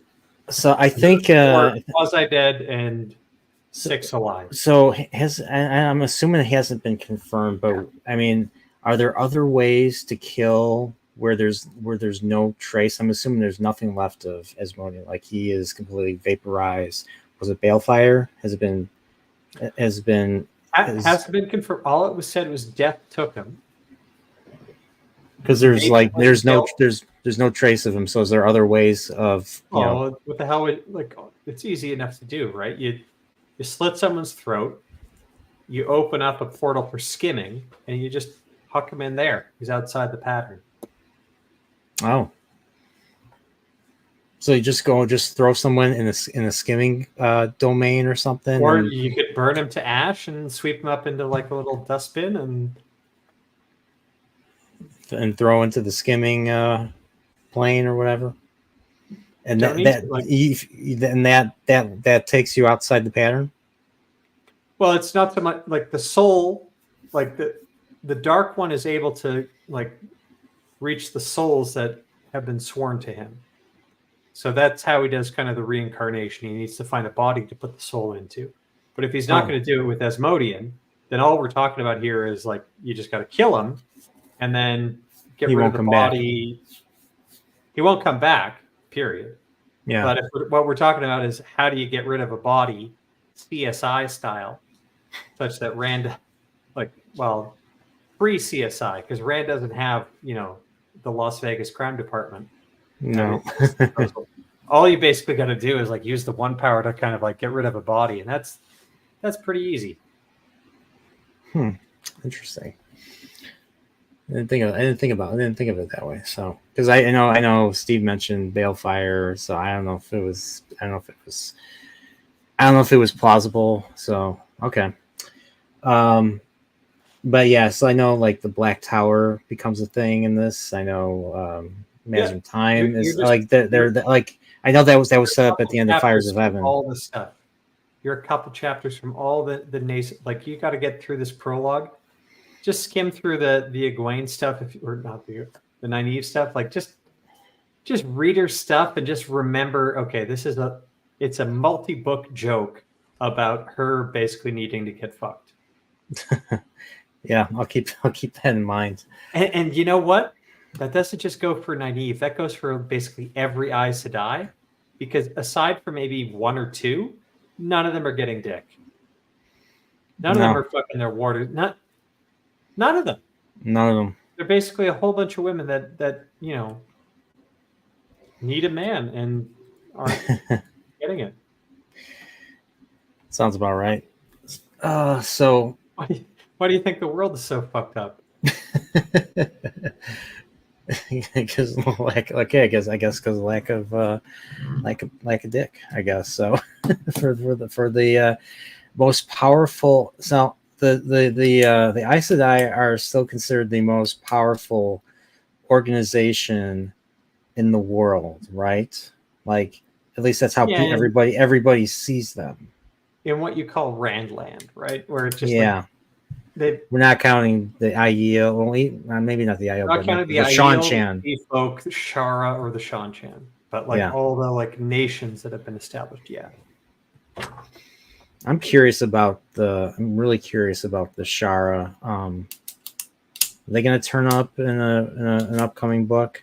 Read and find out. What I will say is, when you meet a character in Ebu Dar, there's a really cool character you meet in Ebu Dar. He starts hanging out with Matt. He's got stuff to say about the Sharans. The way Shara is described, I wouldn't be surprised if another author who will never finish his books created the city of Karth in the second Game of Thrones book based off of Shara, because it's all the way on the far side of the world. Yeah, and it's completely walled. Nobody gets in without special permission and everything. But Shara, that Kyrian had a path across the Aiel Waste to trade silk with Shara and come back. Shara is basically this world's China.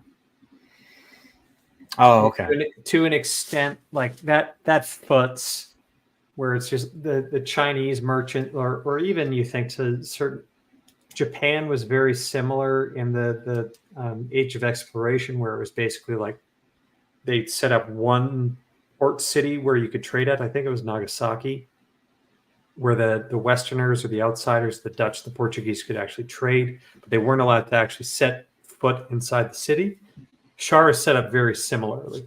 Did you watch? Talk about Japan now. Did you watch Shogun at all? No, that's not on Netflix, or it's on Hulu. So I don't know if you've it's based off of a book, and they made a show. I know about in the 80s. A movie about the book earlier on. I've heard really good things, but it's just all these streaming services. I am not sub to any of them. And I don't. If they would all come on iTunes and I could buy them, I would do that. I bought all the Rick and Morty episodes. Dain, I could hook you. Dain, I could hook you up with maybe. If I wanted to support it, I'd support it, but I wouldn't support it by subscribing to a streaming service. Mm-hmm. I'd support it by basically, this is good. I'll buy it inside my library, my iTunes library. And it's unfortunate. There's some stuff that I would really like to buy that's just not available. You can't buy Arcane. I would shell out $30, 3 months worth of a Netflix subscription to buy Arcane. That's the League of Legends show, right? Yeah, it's freaking amazing. Have you played those? Have you played the League of Legends at all? I don't need to. And I don't need to play the game. I don't need anything. It was just a very well done story with convincing characters, great animation. Everything about it just showed care and attention to detail, and it's just like. So you don't need to play. So you don't need to play that game to enjoy it. Okay. So I've heard. I think I added that to my list. I've heard good things about it. I've seen people like. Yeah. So. Yeah. And that's not like what people are saying about Andor. Andor is a show where people say it's good precisely because their expectations have been cut out from under them at the kneecap. Arcane is a legit good show no matter what era we're in. It's well done. Andor only looks good in comparison to all the other crap that Disney Wars has put out. But it's not, because it's trying to trick you. Because it's and then writing. And it's not because therefore. All right. So wait, so it's and then writing, not therefore, basically. No. Arcane is all about because therefore. All of the arcs, and Arcane's a good example of a season. I think there's like 9 or 10 episodes or whatever, but and split into like arcs of 3. So there's like an early 3 episodes, a middle 3 episodes, and a final 3 episodes. I think maybe there's one extra, but all of it foots. Andor is a show that also tried to do the same thing, where the show has like an early, a middle, and an end. Yeah. With like multi-episode plot lines, but they're all disconnected from one another and they don't make any sense because getting from one to the other is purely and then. Mm-hmm. One does not feed into the next. Arcane is entirely different because Arcane is well written. How do you put it? Something and therefore writing for It's Arcane? And then. For if you're writing scenes, right? Yeah. And you want to get your character from A to B, and you always find yourself writing, and then my character does this, and then my character does that. Without proper context, without proper reason, without proper just period. That's it.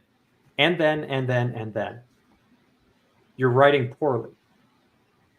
How you should be writing is my character does this. Therefore. Because of this. Therefore, this happens. And then he does this. Or no, sorry. Then he does this, not and then. Because so in other words, driven by consequences of previous actions. Exactly. Logic. Okay. In Andor, why does he end up in jail? He gets because the Empire is evil, Dain. The Empire doesn't care. They want to. They need to. It has nothing to do with what he did in the previous episodes. I know. If he got caught for what he did in the previous episodes, because therefore he ends up in jail. Okay, now we have a plot. But as it's written, it's basically just he does the heist, succeeds, fucks off, goes to the vacation planet, and then he is on a beach and he gets stopped by cops and he ends up in jail. By the way, I want to say hello to Thumb Maryland. What's up? Hey, how you doing? Says imagine Wheel of Time done with Arcane level animation and production quality. And we got Miss Martin Muses here. What's up? How are you? Thank you guys for supporting this. But yeah, finish your thought, Dain. Finish your thought. Oh, my thought's gone. Your thought's gone. The last of wine. Okay. So Thumb says animation is the perfect medium for showing the one power in use, not to mention showing Ogier and Trollocs the proper size and the cities and the armies and the battles. I'd love to see an anime, and I've said this on earlier streams. I'd love to see a proper anime adaptation of the Wheel of Time. Yeah, and I've seen character designs, anime character designs of the Wheel of Time characters on the book covers of the Japanese prints of Wheel of Time. So yeah, I think Wheel of Time could easily It's the only way to do it, because as you're probably reading now, the timeline is so compressed now. Like book 6, I think there's less than a year in the timeline between where you're at in book 6 and the last battle. Yeah, isn't it like it's a 2 year? It's a 2 year time, right? It's a 2 year window Two and from a half. beginning. The majority of it is taken up. So we got Beltane. It starts at Beltane, so that's like April 1st of 1 year, and by the Dragon Reborn, where they're coming out of the mountains, we're at 1 year. So that when Rand comes out of the mountains and he's running towards Tyr, it's basically been a year since he left Emmons Field. Mm-hmm. The next year happens after. It's probably in Night of Dreams, actually, because Winter's Heart and Crossroads of Twilight all kind of happen in the next winter. It's a delayed winter. You'll find out why. But that's when that happens. I mean, And right then- now in the story and in the start in the Fires of Heaven, there's this massive heat wave going on. So Exactly. Yeah. So I'm So assuming there's it's not a kosher. It's not a kosher. It's climate change. It's climate It's change. too much CO2. Dang it!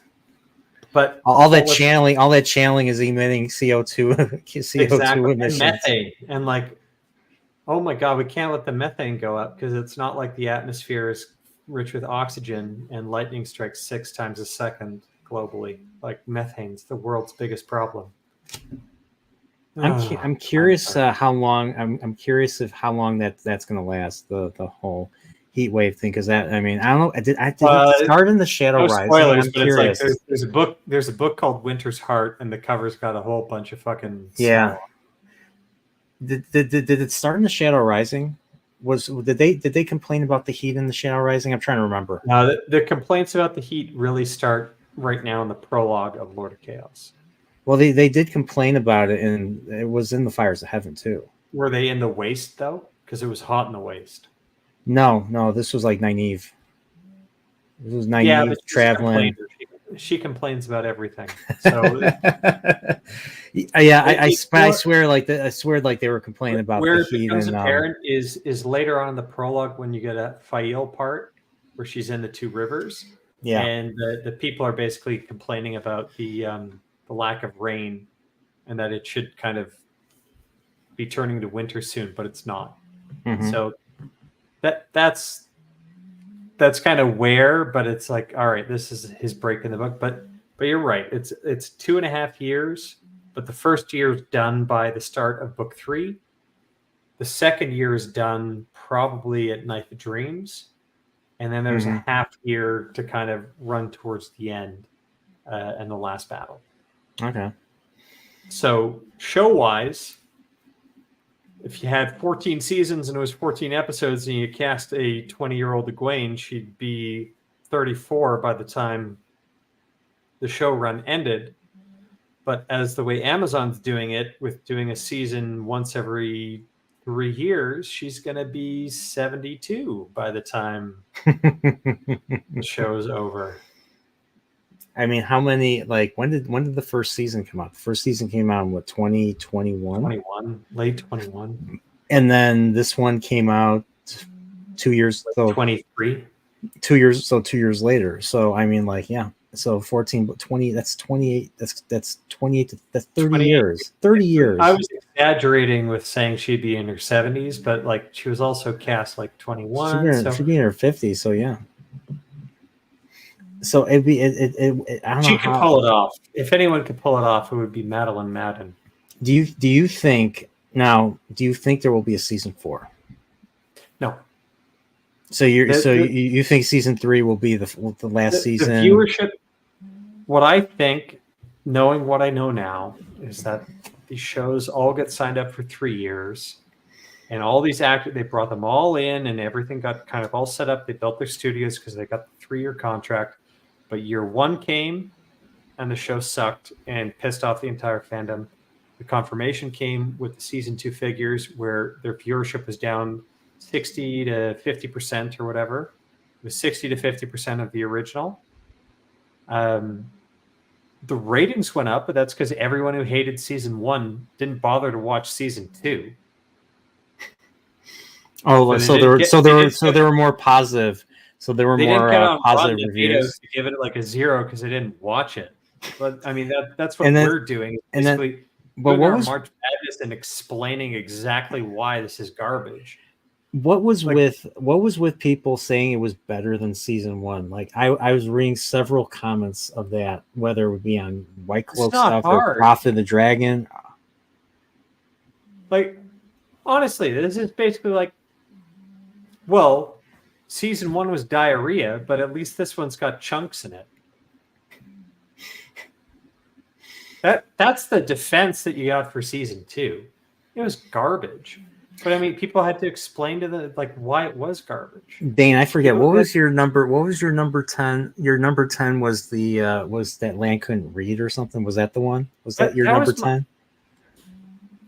That was my worst moment in the show. Land Because cannot read.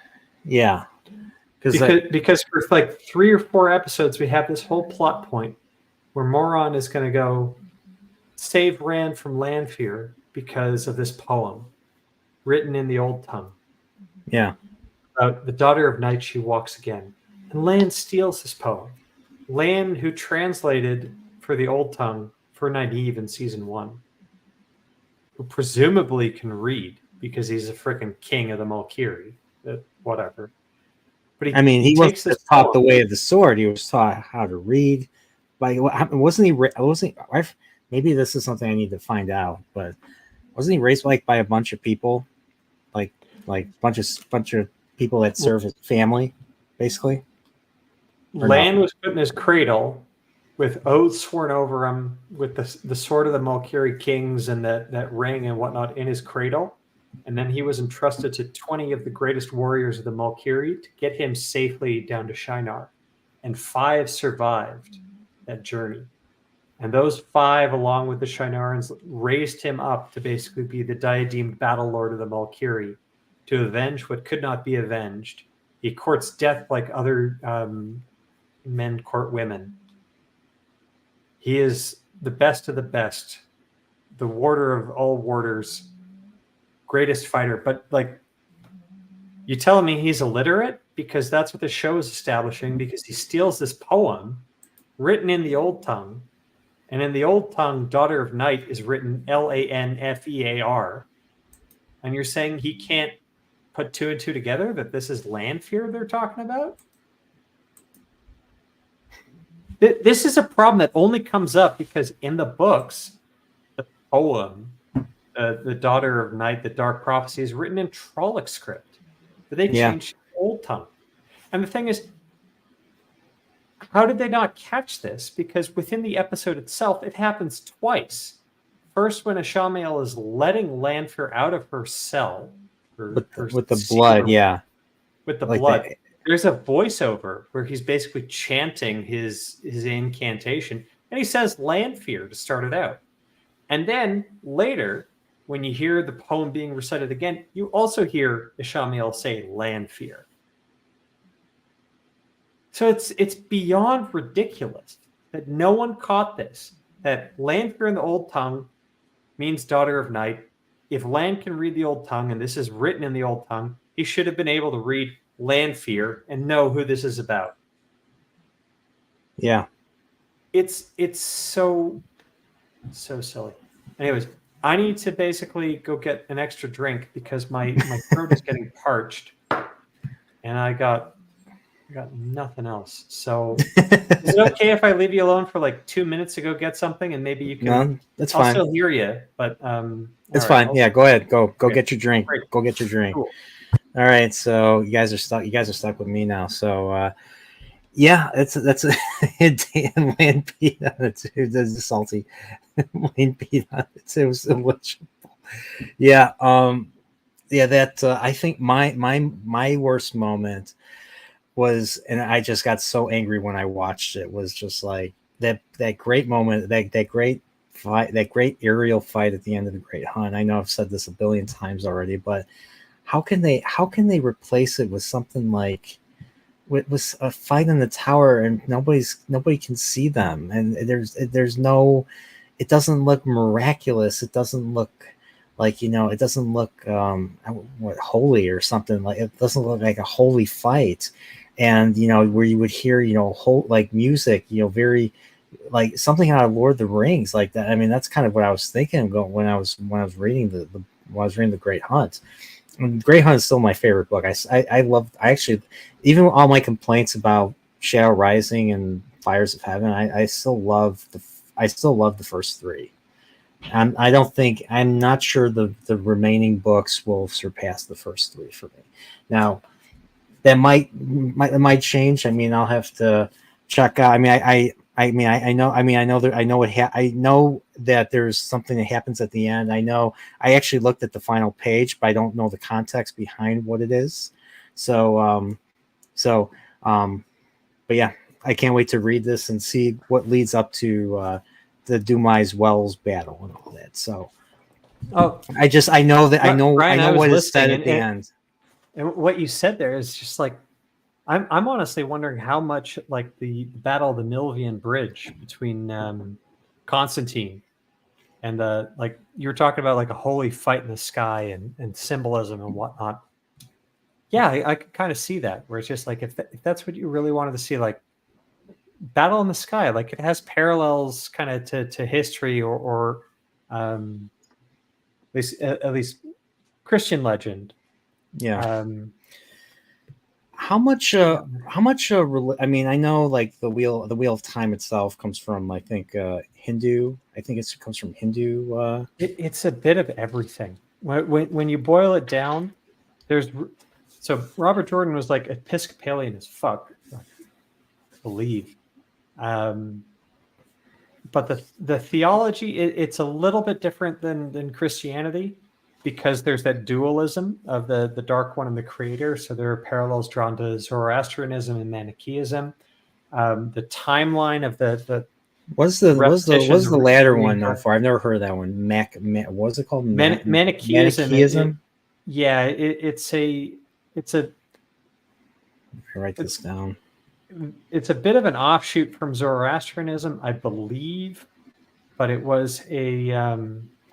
It actually, I think it became so it's pre-Islamic, but it's from the region of the Persia, the Middle East, and I think it was deemed to be a Christian heresy, but it ultimately felt that God was the creation of a spiritual world, and the material world was the result of an evil one.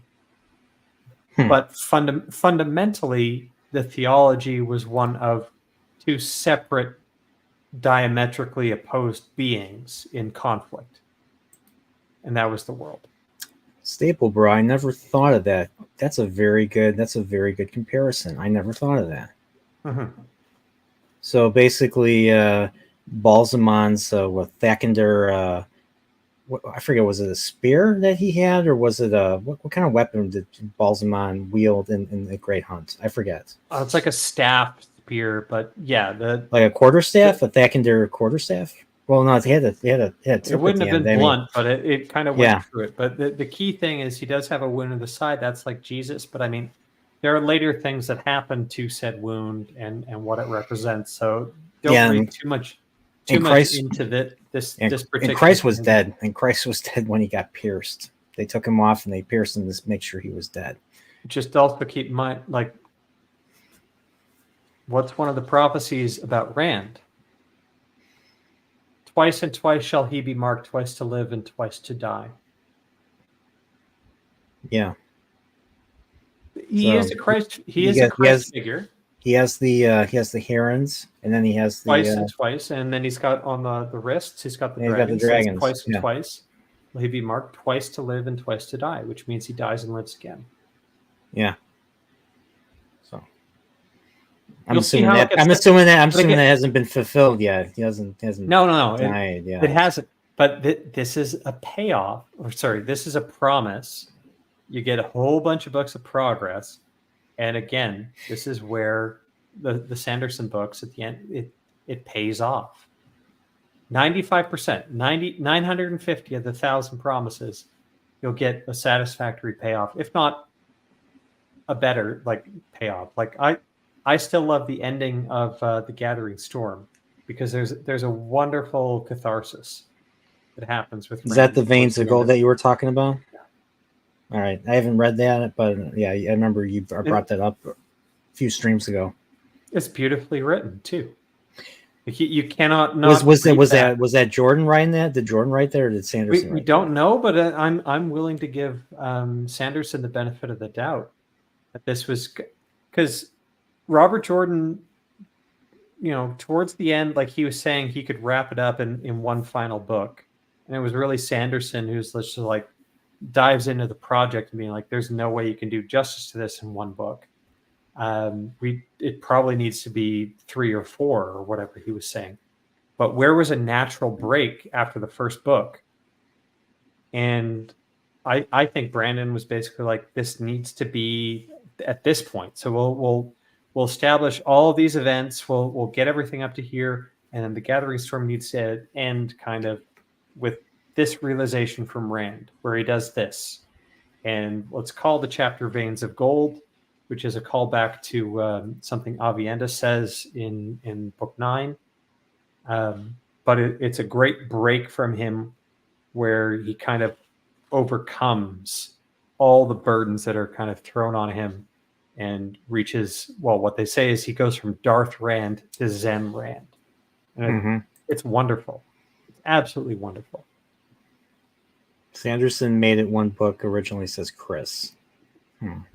I don't know about it. Wouldn't have fit in the binding when he was going, but I do know that RJ was saying he was going to try and wrap things up. And this is part of the reason why I was actually disappointed with Knife of Dreams when it came out. So Knife of Dreams came out, and it would have been touted like it was just going to be a 12-book series. So I was expecting a ton of payoffs in Knife of Dreams, and they didn't happen. It was a great book. It just didn't satisfy. I finished that book and I was like, okay, that was pretty good, but he's not going to be able to wrap this up in one more book. There's too much stuff to kind of go through.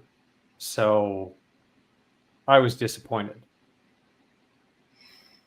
Because I've heard some people say that Knife of Dreams is one of their favorite books in the series. Yeah. I've heard like the prologue is supposed to be one of the better prologues. It's great, but here's the thing: is when viewed holistically, when your view going into it is someone who had read the series 20 times, like always repeating and always rereading, and then you get expectations. And when you've been reading this so much, and then you have all these unanswered questions, and then you have expectations of like, well, I need at least half of these answered in the like penultimate book, if there's only going to be one after that. And it did not end where we thought, or where I thought. So that was the issue. The thing is, yeah, I totally get that Sanderson had to take 3 books to go out. If anything, in hindsight, I'm being like, why didn't he take 4 or 5? Yeah. But I haven't gotten there yet, so I can't really comment. I can't really comment any further on this. So. No, that's okay though. But yeah, So I feel like I'm kind of basically how would I put it? Breaking myself into the story right now. So like I would read it, then I would stop, and I would read it, then I would stop, and I would read it, then I would stop. But I feel like I feel comfortable reading, getting through this Nynaeve part, and then hearing the Gawain part kind of intrigued me. So it's kind of motivating me to keep reading. And so I know there's a portion that has more gaze in it, because I tend to do with this. I did this with Song of Ice and Fire. I would go through and just look at the pages and see, like, get an idea like who's in parts of the chapter and all that, because that's the type of when you get person really I am. experienced with Wheel of Time, you can tell from the frickin' logo at the start of the cover. Yeah. It's like, and be wary when you see a bunch of fucking waves and you're just like, oh god, it's a Sea Folk chapter. Like, this is what's got me worried, Brian, is you haven't even gotten to Sea Folk chapters yet. Yeah, we met the Sea Folk in was it the Athamir? Is it, were they the Athamir in Shara? Athamir. Atha'amir. Okay. Tuatha'an. Like that. It's an old. Fuck. When you read this long enough, you can kind of work out what the old tongue means. But it's like the Atha'an are the people of the sea. Tuatha'an, the traveling people. But in both, it's like people is the Atha part. Atha. Okay. Tuatha'an. Anyways. Okay. That makes sense. At least his crazy language he made up makes sense. So okay, so I got a question. I know I must have asked this before, but I'm curious to hear from your point of view. I've asked Pips about it. I've asked Alex about it. I'm curious about the history of the White Cloaks. So the White Cloak subreddit was made in response to the Wheel of Time season 1 show, right? Yeah. Basically, it didn't exist before that. No. So in essence, if you want, you're not talking about the in-world White Cloaks, because all the info on that is like Galad talking about Lothar Menslaer's The Way of the Light. No, I'm talking about the subreddit. I'm talking about you guys. You guys. No. It's not.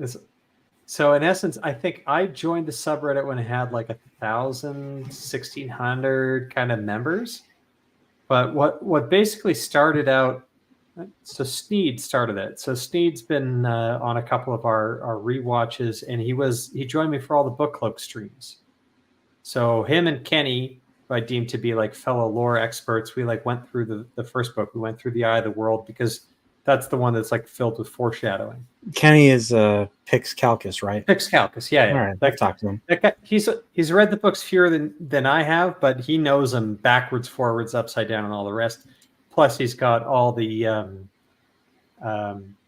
Robert Jordan interviews, and the guy's a maniac, like lore expert galore. Really great guy. He's a fellow Nintendo fan. I talked to him about Nintendo stuff. Yeah, but if I was going to have a show and a lore expert, I'd get Kenny. I wouldn't get Sarah Nakamura. Good Lord. Sarah Nakamura, is that who is Masara. Oh, okay.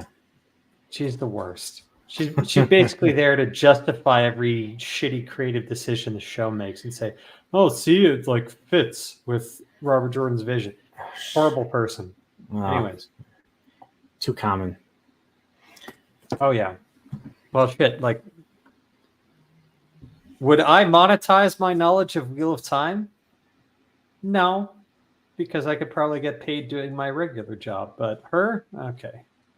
Anyways, the White Cloaks got started, according to Sneed, because he was active on the two kind of pre-existing subreddits, which were our Watt and our Wheel of Time, which to that point are just basically people being like, "Hey, I just read this book and got this far. What did you think about this?" And people would respond.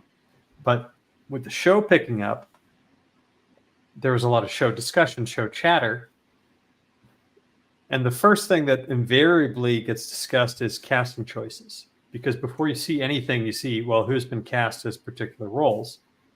And quite insidiously, the Amazon show decided to cast people completely out of the ethnicity that they're supposed to be. Normally speaking, no one gives a shit about this kind of stuff. You can have a black Nick Fury, no one cares. You can have a black Blade, although I think he was black in the comic books, no one cares. You can have a female in a strong role because there was Alien, all the rest. No one gives a shit. No one cares. But with Wheel of Time, it's a plot point early on. Rand, he's got light skin, he's got freckles, he's a ginger kid. Everyone's had ginger kids in their frickin' school, even if their school was 100% white. Sure, they were made fun of, they were a little bit different, but it was always believable that said ginger kid could have been the progeny of, two non-gingers, or maybe 1.5 gingers. It's fine. That's believable. But Madeline Madden was Aborigine, and the Nynaeve chick that they cast, Zoe Robbins, was a Power Ranger and half black. So people started raising concerns, being okay, this is supposed to be a geographically isolated place that hadn't had any contact with the outside world for generations, and it looks as diverse as a freaking airport lounge. Like, what's going on here? And the thing is, it's a plot point because Rand had to be the outsider. A lot of the first book is Rand traveling through this world and getting his eyes open, but in Terran Ferry and Barrelon and beyond, everyone looks like him. He's even noting that the people in Barrelon look as they did in the Two Rivers. It's Else Grinwell's mother. It's the first person he's seen with like yellow hair. And then he gets to Camelin, and Camelin really opens his eyes out because that's where he gets all the diversity coming in. Yeah. But even then, like the darkest people that they see until this point in the story is the sea folk. And even you can see that they have tattoos on their skin. So they're not going to be sub-Saharan style, like super. That comes later. Even later in the series, the Shara or people from Shanchan, like they exist in the world. The world is diverse, but let them get there. And the true show fans were basically seeing like, just on the casting announcements, I've got very serious reservations about the show because if they're willing to do this, what else are they willing to do? Yeah, that's good. That's where the kind of initial criticism started from, and then it all got cast as racist. So every single criticism that comes out after that is going to be racist. I think the White Cloak subreddit got started the same day as the trailer coming out. But then, what is the criticism from the first trailer? It's like, why is Egwene getting pushed off a ledge? Why is there this like celebration of like women's circle stuff? Like what is this? This didn't happen in the books. What is this nonsense? But by then, any criticism of the show would be painted as racist. And that's kind of where the White Cloak came from, is basically all criticism was being shut down and shuttered on all the main subs. So they decided to come with their own community. And then 6 months later, that had to get shut down too, because Chittor is a cunt. And so is New Poet Laureate. Lawyerette. Fuck her. Whatever. And when was when did the bannings? When did people start getting banned and all that? That happened in March of 22. Okay, and I know like 4 or 5 months after the show. It was basically me and Pips just trading memes on that subreddit for like 3 months. We're like the only ones on there. Like, show ended with a giant wet fart and no one gave a shit. And then Pips and I just basically kept on like spamming memes towards each other. So no one cared, but it was just busier than all the other Wheel of Time. So I was curious how you started your. Yes, I was curious how you started interacting with Pips, and Pips was. I was always Dain Bornhald because when I joined, I was like, all right, if this is the White Cloaks, let me be the first White Cloak that you meet in the whole series. And I couldn't believe Dain Bornhald hadn't been taken, but I only basically posted on that subreddit and nowhere else. So that was me. Pips was Super Stallion Driver, and I thought he was a cowboy for the longest time until I found out that the Super Stallion is actually like a massive fucking helicopter, and he was in the Marines. So that was that. And Alex, I met kind of towards the death knell of the White Cloaks because he came up with a March Madness idea. He reached out to me as like with his weird kind of Reddit generated name in March. So just as the whole sub was about to die, being like, hey, we should run a tournament on Reddit of what were the worst moments of the show. And right at that time was like the whole sub got banned. And then we had to pivot and do that on Discord instead. So that's very interesting. So, and I know I asked this on the Discord the other day, but is it possible? You know, like if there was ever a fifth Beetle, would there be a fourth? Is there a fourth White Cloak? You know, Trip would say she's it, but no. No, I can't. There's not a fourth. There's honestly 400, if not 4,000. Right. That was large part of the point of doing the rewatches as we did, and basically inviting on a different guest every single time. So what about so I'm looking at the hierarchy right now, and Supreme Commander Matchroom Coffin. What about him? Andrew? Yeah, we've had him on 2 of the rewatches. Yeah. Okay. So Andrew was an original. I can't hear. We lost you. Or I can't hear you. Chat, can you hear him? You're mute. Wait, you're muted. Dain, you're muted. Yeah. Okay. So sorry. This is the docking system that I have issues with. So it sometimes fritzes out. You can hear me now? Yeah, I can hear you. Okay. Yeah. Sorry, everybody's calling you Silent Dain. And I want to say hello to Xian. Is it Xian? Xian. Says nope. Huh? And Trip, hi. Hi, Trip. Trip. Okay. So Trip was pick your delusion dude on Reddit. We got into many arguments. Yeah, how did you guys first meet Trip? I want to hear this. She'll pick a different time than I, because she would comment on my comments, and then I would forget that she had commented, and she would expect that I knew who she was, even though it was Reddit and I didn't. The only person there's only like 3 people on Reddit that I like kind of knew who they were, kind of like where I'd see, and that was Super Stallion Driver, i.e. Pips. Then there was Amygdalin Flatline.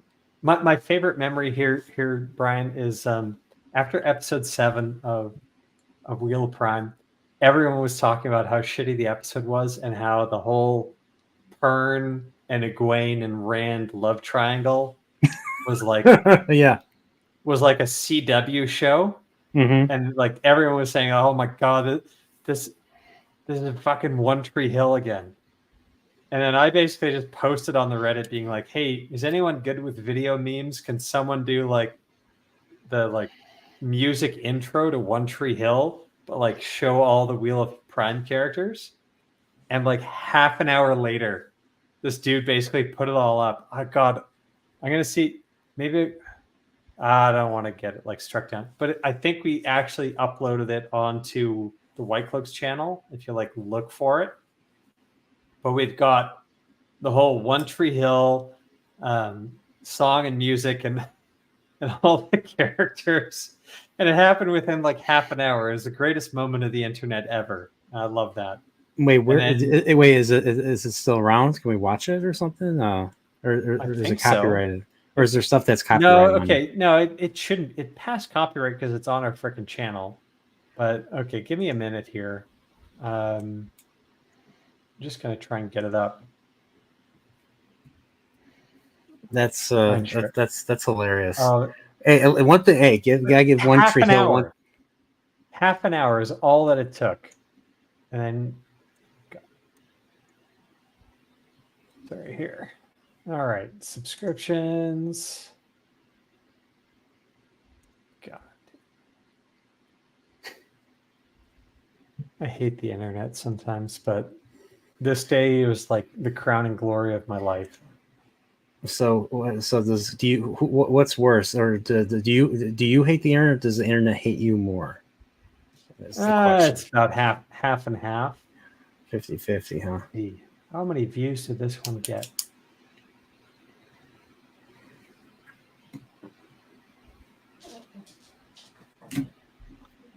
Oh man, sometimes our rewatch numbers are too good. Let's see, One Tree Hill. I know I think your first rewatch, didn't they get to like 10,000 views or something? Fuck no, it got to like less than 1,000. No way. No, you guys got more than that. Not 10,000. The first rewatch. The first rewatch. Let's see. So Alex's Wheel of Time season 2 reviews are actually getting a lot better. They're like up at the 2,000. When we copied Zach's with the Benny Hill theme, that got like 2,000. The Downfall Rings of Power edit got like 1.5. Our first rewatch is at 1.4 thousand views. Oh, okay. That's it's not too bad. Yeah, except like the second episode is way fewer everyone stopped. It was like at half. Oh God, where can I? God damn it! Where is this One Tree Wheel? Maybe it's down at like 500 views.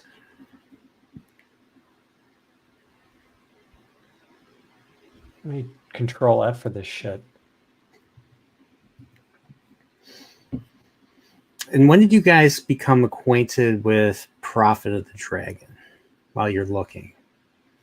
So yeah, I'm gonna stop looking because I'm down. I don't know where this. Because I know because I actually did watch the first rewatch. I watched that, and I know you guys shout out Salty and Steve Prophet. joined the subreddit. So Steve joined the subreddit back in like December of 21. So and when he joined, kind of reached out, but it was really kind of when the sub got nuked and would no longer be up that we connected, Steve and I kind of gave him a rundown video of what the heck was going on. Yeah, I listened to that video where you and him are talking about all that. So yeah, and from like now I was going off of what Steve what Sneed had posted on the subreddit as far as the whole drama and history, but a lot of that predated a lot of us, right? Where it was two Reddit losers, New Poet and Randall Trades, that basically just brigaded and tried to nuke the White Cloak subreddit before it started by downvoting everything and just like having all that. But like, those are a pair of the two worst human beings you'll ever meet in your life, if you ever have the misfortune of meeting them.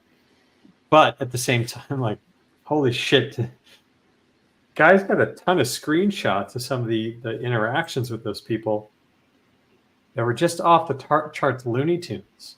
Like LPK, I think, had like a DM chat with Rand Trades, and it's actually quite hilarious. Rand Trades. Yeah, that was one of the lunatics that he got actually banned from Reddit because he was getting banned so much. But he was one of the moderators of like our Wheel of Time. Who was the other one? So Rand Trades, and who was the other one again? New Poet Lawyerette. She's apparently a lawyer, but I wouldn't hire her. That's my lawyer. New Poet Lawyerette as a she's laureate. Okay. Certifiably insane. So we call her NPL. Okay. Absolutely nuts. Don't interact with her if you can avoid it, because is she still on Reddit? Do you know? Yeah, I think she is, and I do sometimes. Yeah, sometimes I go onto Reddit. I might post something, or I might respond to something. So it's a cesspool there, but I mean, they're welcome to it. We've kind of moved on. Yeah, I think I saw your videos, and because I was already I knew Salty through someone else, and then I met the Prophet through Salty, and because I wanted to do something Lord of the Rings related, and Salty recommended Prophet because Prophet, big fantasy person, and I found out he was also a big TV person. He was one of the few people I wanted to do an after show talking about the show Better Call Saul, and I didn't. So nobody I knew watched it, but him, and he was the only one available that was willing to watch and talk about it with me, and so that's how our relationship started, and then I started watching. You got in the Wheel of Time, so you're welcome, right? Yeah, exactly. I mean, yeah. So he was my gateway to you guys, basically. So, and then I think I had Alex. I was doing something Cobra Kai related, and he introduced me to Alex, and so I had Alex on. And it was me and him and a few other people talking Cobra Kai. I think it was season 4, season 5. I don't remember. And then House of the Dragon came out, and then Prophet introduced me to Pips, and Pips was on my after show for that. So that's What a how our terrible relationship got show. started. What, House of the Dragon? Awful. You think it was bad? Awful. Okay, what do you think is worse, that or Andor? So here's the thing. Getting back to what we were talking about from the start, the problem with House of the Dragon is everyone thinks it's good, and it's not. So is it as bad objectively as Andor? No, Andor was a piece of fucking shit. But it's convinced people like sub 110 IQ that it's okay. House of the Dragon has convinced everyone sub 120 that it's good, but it's total dog shit.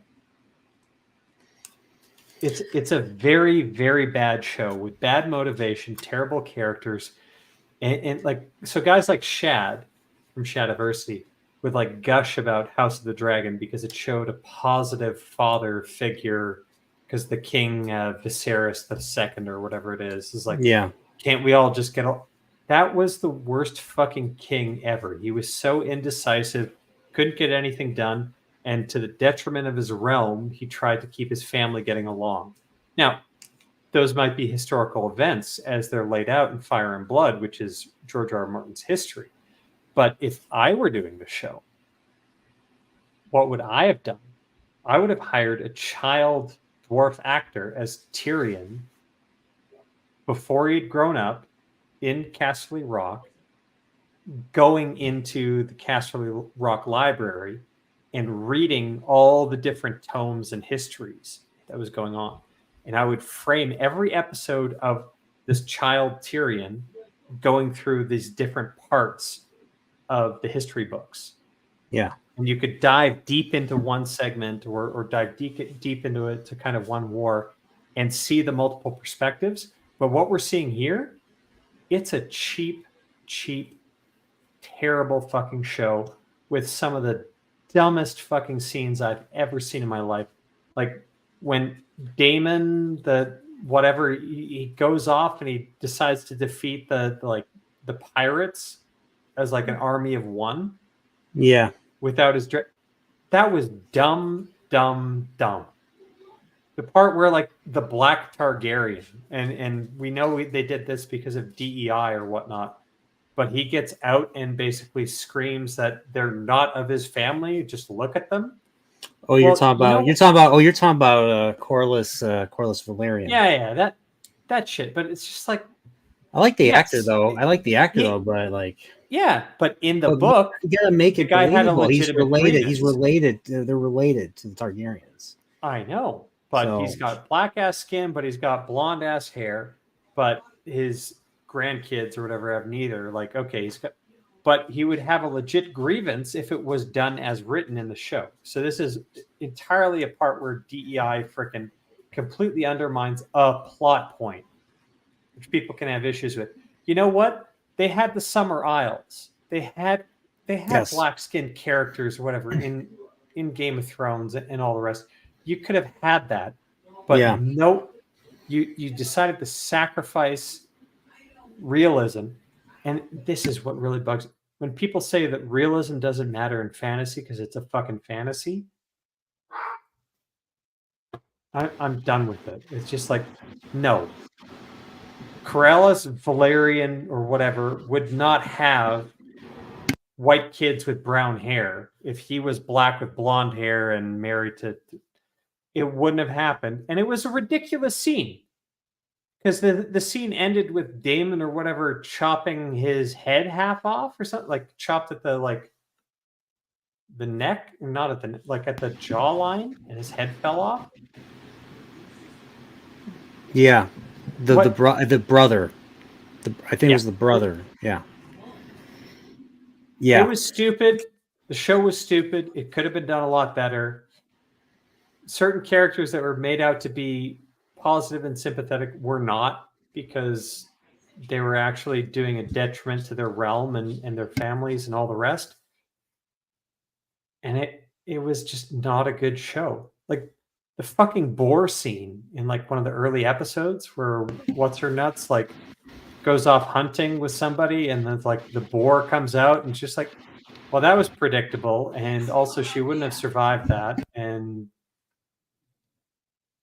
anyways, garbage show. House of the Dragon was bad. Do you think it was worse? Do you think it was worse than Game of Thrones season 8? It was on par. It was that terrible. Now, but here's the thing. Do I think it was as bad as Rings of Power? Yes and no. Because it wasn't as obviously bad. It kicked the crap out of Rings of Power that came out at the same time, ratings-wise and whatnot. And people don't look back on House of the Dragon with the same kind of ill will that they look on Rings of Power. But Rings of Power was so awful, everyone could see it was bad. You don't have to make an argument that Rings of Power sucked dick or was terrible. Yeah. You do have to make an argument for House of the Dragon. And that's what really gets my back up. It's being like, I have to explain to you why this sucked. Can't you see it? I mean, that's what upsets me. I mean, I was invested into it, but at the same time, it didn't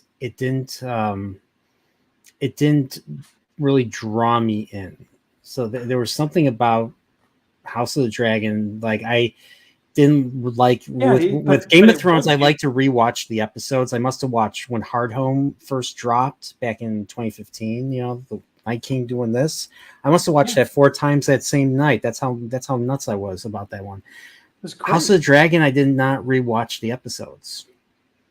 Not even. But here's my conceptual view, because I've read the books before I watched Game of Thrones. I read Fire and Blood beforehand. So Fire and Blood is set up as a maester's history of the realm, right? That's how it's written. So it's written as a dry history book, but it's interesting because the maester who's writing it draws from different sources. So if you're going to do conceptually as a story or a TV show, what better way to get an audience engaged than to use a character that the audience is already familiar with, i.e. Tyrion Lannister, who has obviously read all of these history books and has access to a great library. So what you do to start it all out is you introduce your Tyrion, and you can take 5 minutes or whatever of establishing him at Casterly Rock or whatnot, and he's been assigned to go do this, that, or the other thing, but he finds his haven at the Casterly Rock Library. And then he starts reading history. He starts reading the forbidden histories, the like unsanctioned histories, the ones that are like adult and don't tell the story as the rulers want you to know about it. And that is what Fire and Blood is. It's like a maester's history, an overview of the whole realm since the conquest, that gives a balanced view from multiple sources. And you can tell the narrative that way.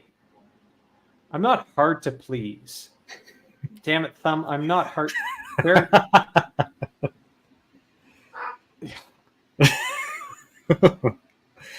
right.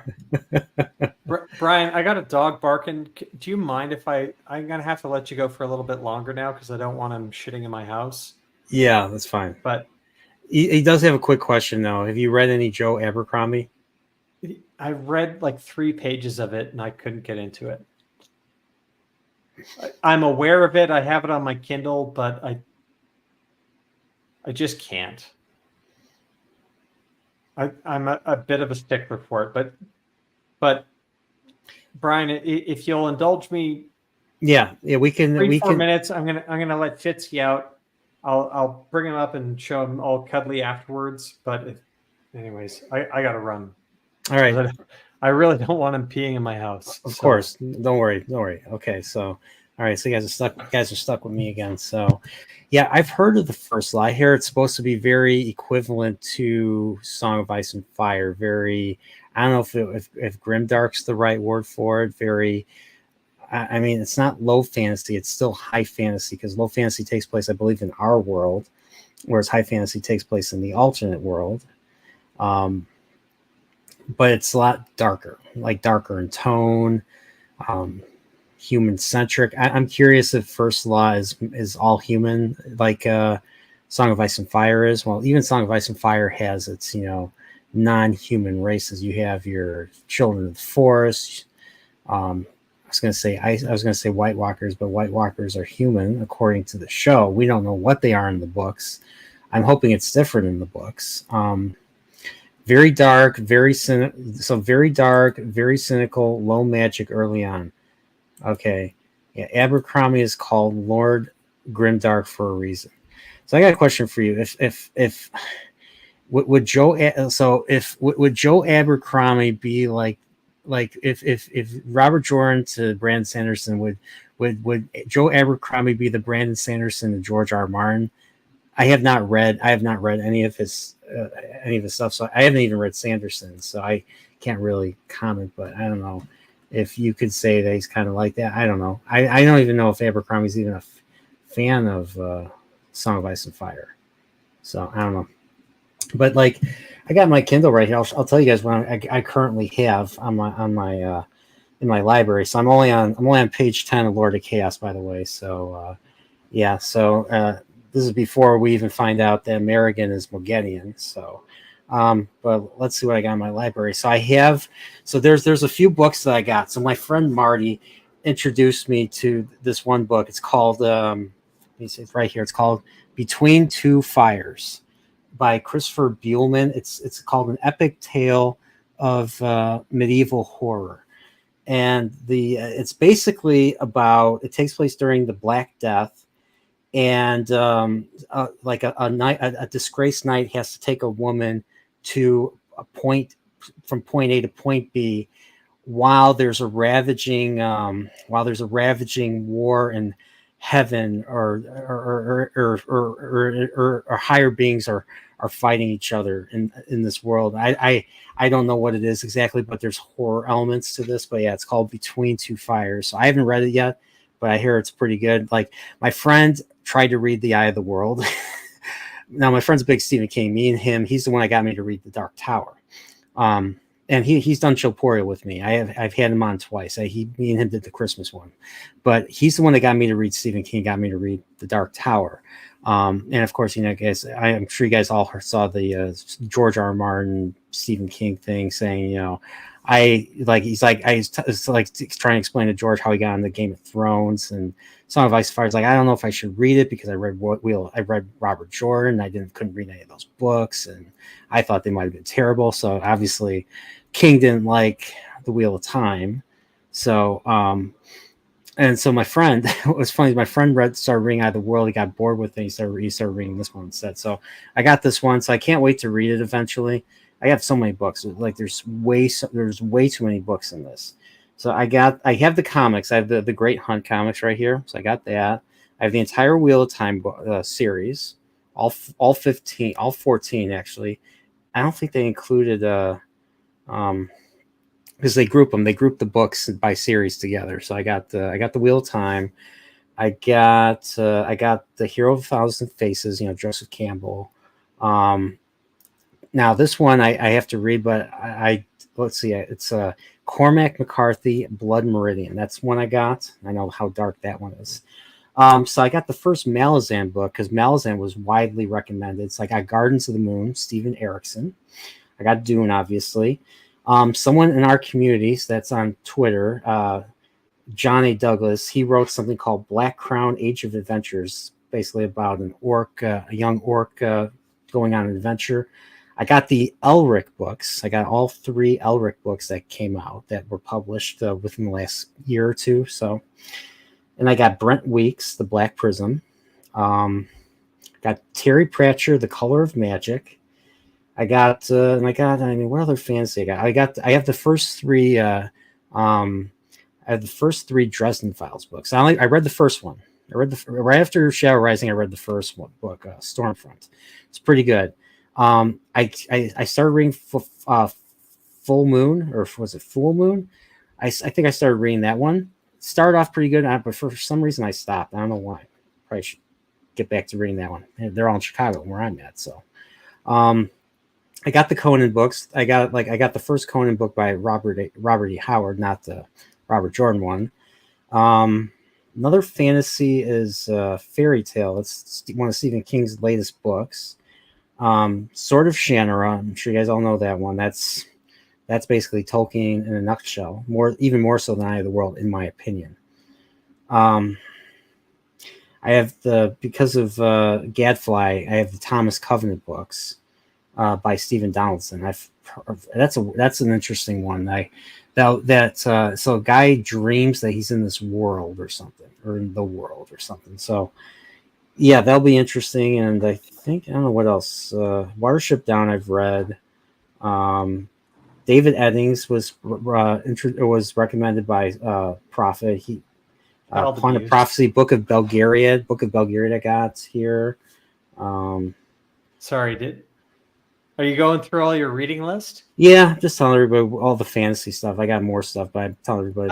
I liked Eddings, but I liked him more before I figured or heard about what he did. Yeah, I heard something about that too. Or he did something stupid. So, You ever read Tad Williams? You ever read okay. Memory, Sorrow, and Thorn? Really? I have the first one, the Dragonbone Chair. So Tad Williams needs to get a lot of credit for adding realism to fantasy. So similar to how we kind of started off this whole discussion, Brian, about hard science fiction. Yeah. There is an element within fantasy lit of just being kind of inspired by but disconnected from medieval history. So the fantasy setting has kind of picked a European medieval era of the time of Charlemagne, probably through to the post-Black Death, but pre-Renaissance. There's no gunpowder in most people's fantasy series and whatnot, but it's also not Roman. So they've kind of picked this era. But as with Star Wars and Star Trek not doing stuff with the gravity, you've also got within fantasy not having the nitty gritty about what the real world looks like, based off of just what the historical record says, how awful this time period actually was. It wasn't hobbits and Hobbiton and everyone getting along.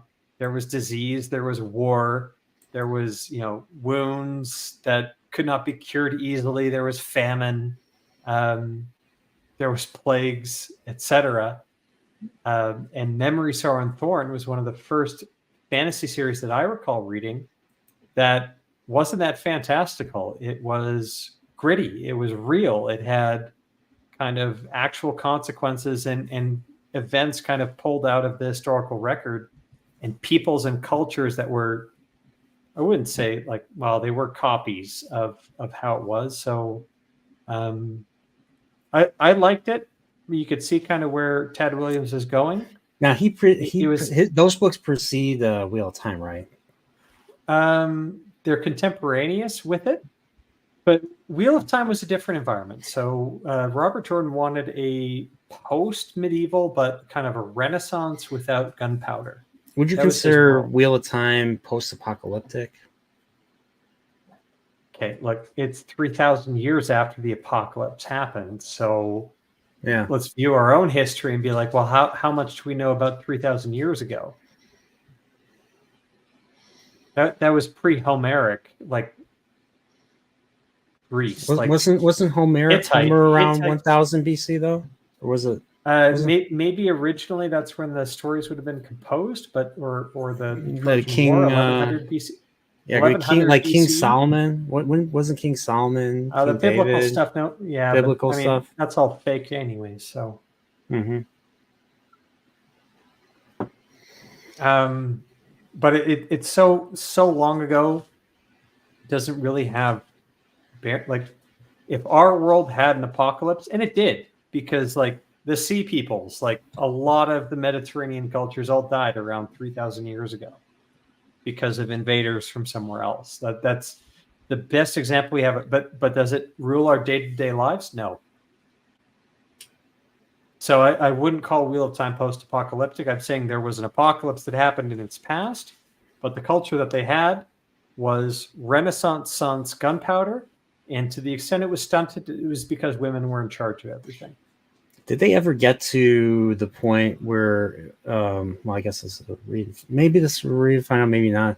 Did they ever get to the point where they use cannons, or is it just the fireworks that's the gunpowder element? Wheel of Time? Wheel of Time, yeah. Read and find out. So there's more to the illuminators than just the fireworks? Where's Eludra? She's with Val and Luca's marvelous traveling show of marvels and wonders. Oh yeah, and they're in the circus. And what's in the circus? A cannon. No, that's coming. Bottoms up, but you haven't seen the last of Val and Luca. Oh yeah, I think I heard he comes back. I hear the circus comes back in another book. So I have some more drink. You're welcome. You drinking any more? Drinking any more stuff right now? Or are you done?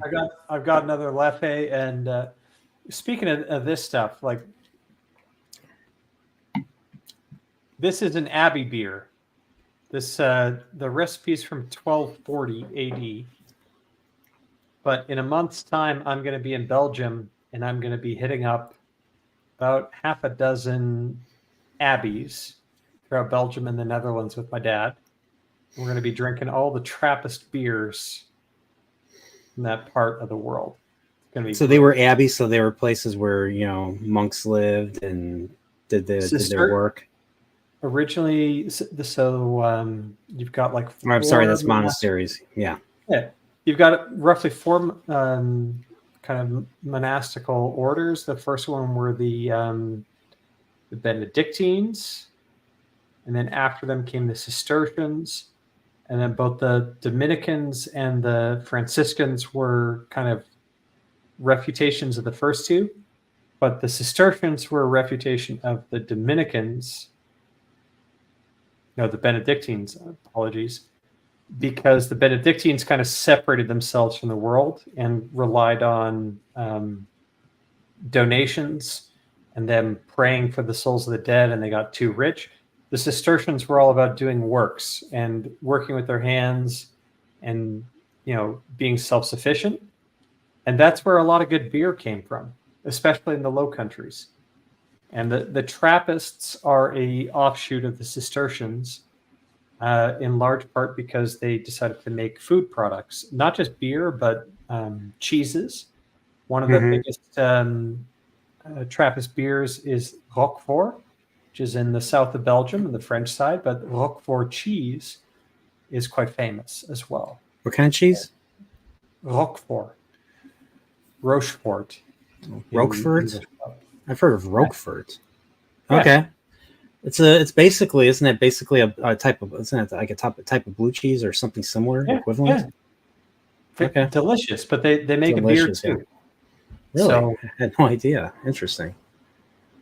Anyway, wow. So that's where I'm going in a month's time.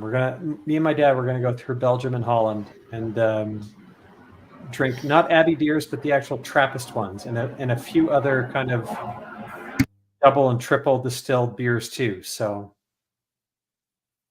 The Golden Draak, the Golden Dragon. We're going to be hitting that one up too in Ghent, and we're going to go to Bastogne, so where the Battle of the Bulge was fought. Yep, I just watched Band of Brothers, so yeah, Bastogne is still fresh in my head. But I mean, there's a Trappist brewery quite nearby, but we'll hit up the World War II memorials as well. So I'm excited. That sounds pretty sick, man. Dude, that's pretty cool. It's definitely going to the Abbey sounds pretty sick. So so you said these places have been around since the 1200s. Okay. Well, the left beer So this is owned now by InBev. The key thing about the Trappist breweries that exist now, there's maybe 12 or 13, but they're all still monastical institutions.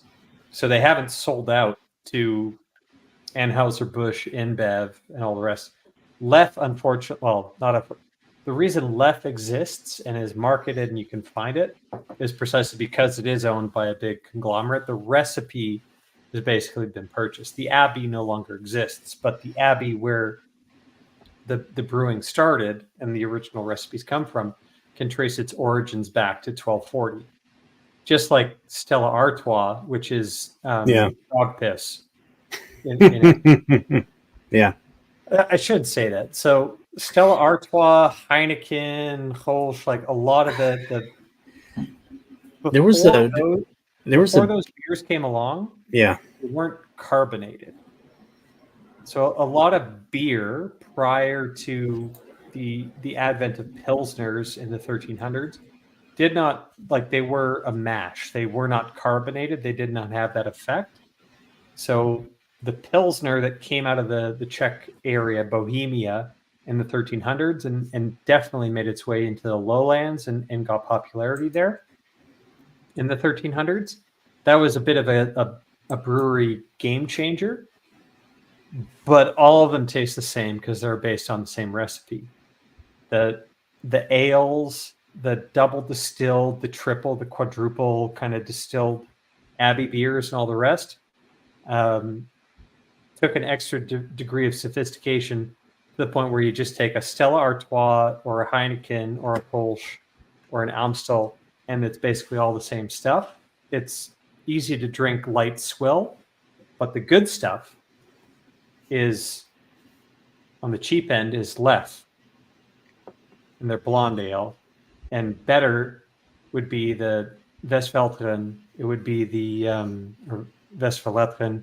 Be the Westmalle, it would be the Roquefort, it would be the Chimay, it would be the Zundert, it would be the stuff that's actually brewed by monks with care and attention and strong as hell, but worth drinking out of a chalice. I'm not much of a beer person, but it sounds like something I'd like to eventually try once or something. Try a couple, like.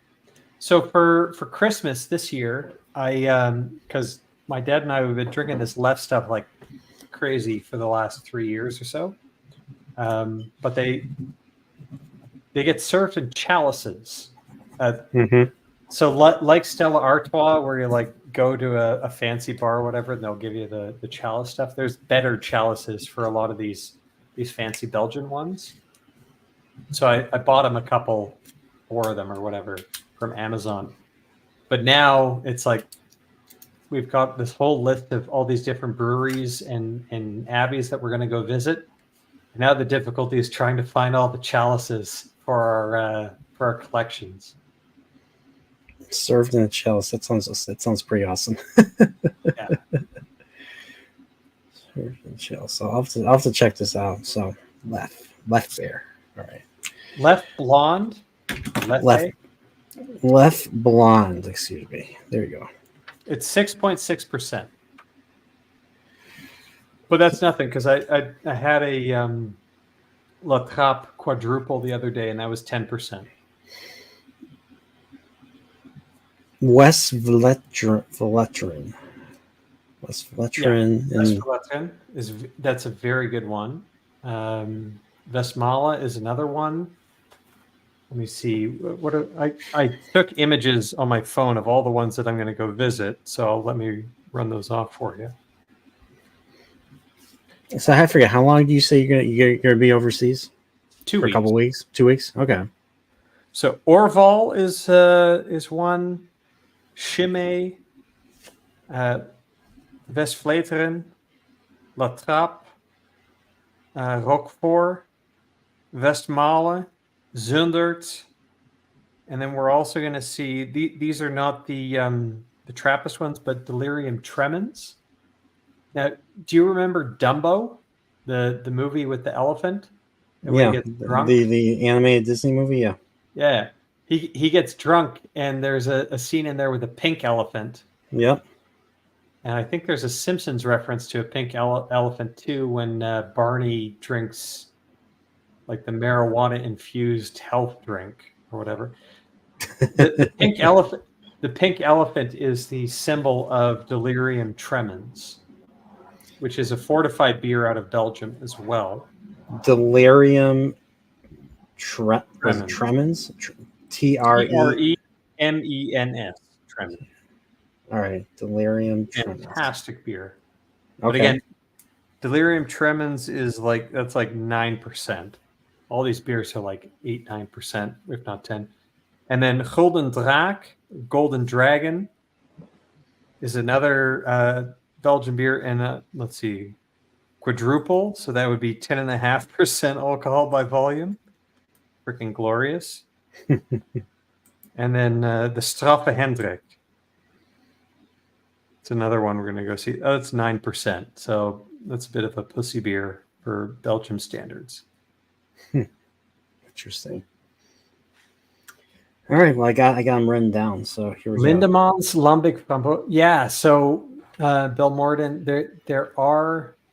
there's like a ton. Like the best place to go for kind of beers and beer experimentation, heavy beers, and infusing them with different flavors, it's Belgium. The tour I'm going on is the connecting tissue. Essentially, is the Trappist tradition. So the different monks and monasteries, and the other ancillary beers that we sample along the way are the ones that are, older than the monasteries. Like the Golden Draak, I think, goes back to like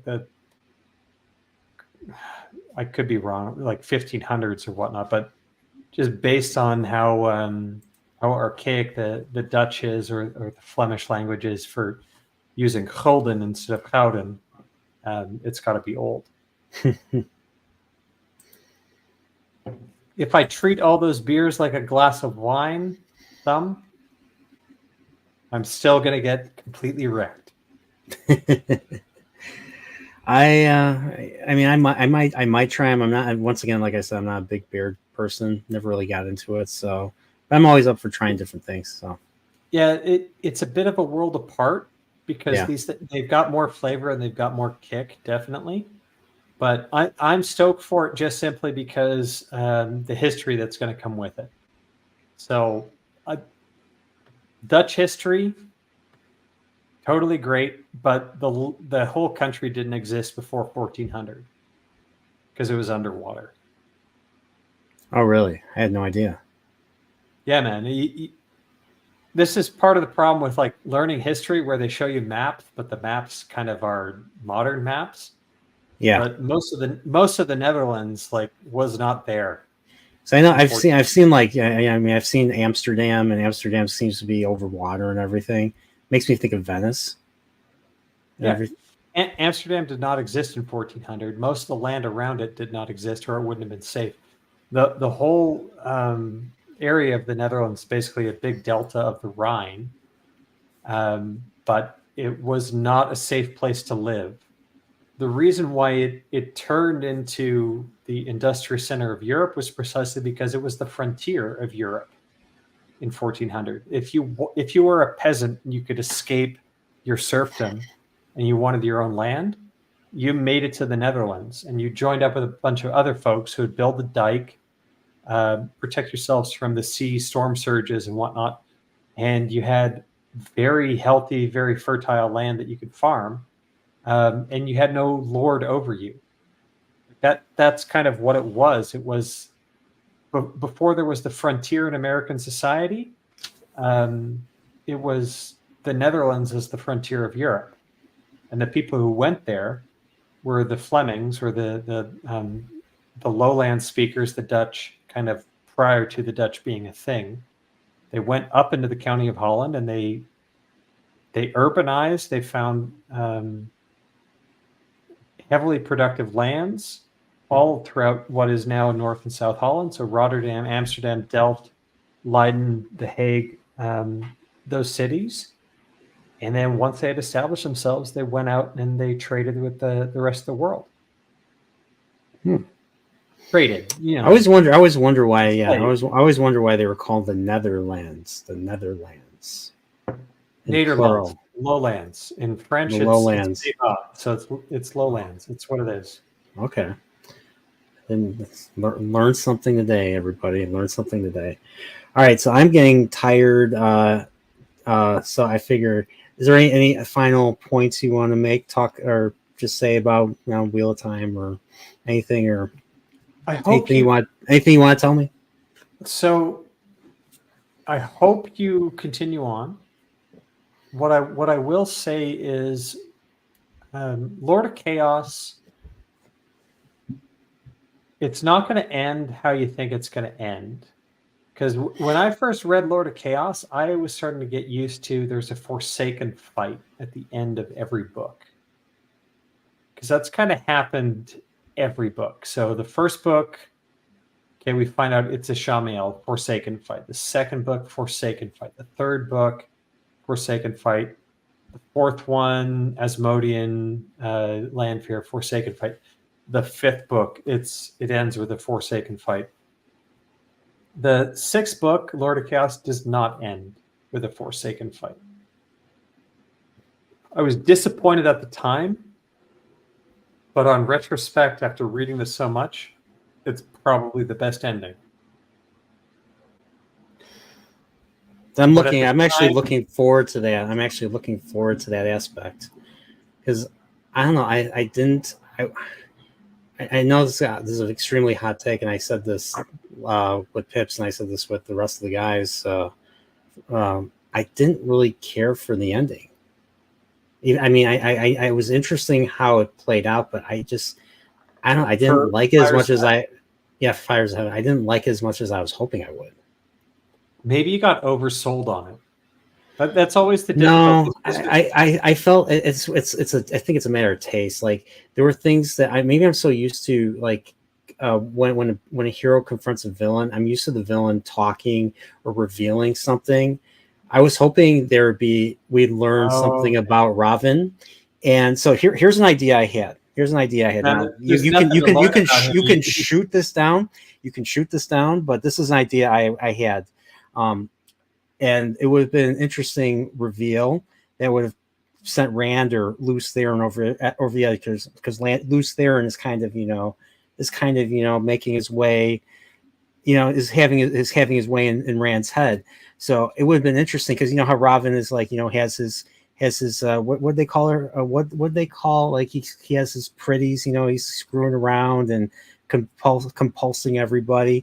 Yeah, man. Imagine if Luce Theron comes out, and all of a sudden Robin's like, "Hey, Luce Theron, remember Ileana? Well, I screwed her, and she didn't know about it." Yeah, but and that would send him over the edge, and then more so than and that would be his way of goading him into a trap.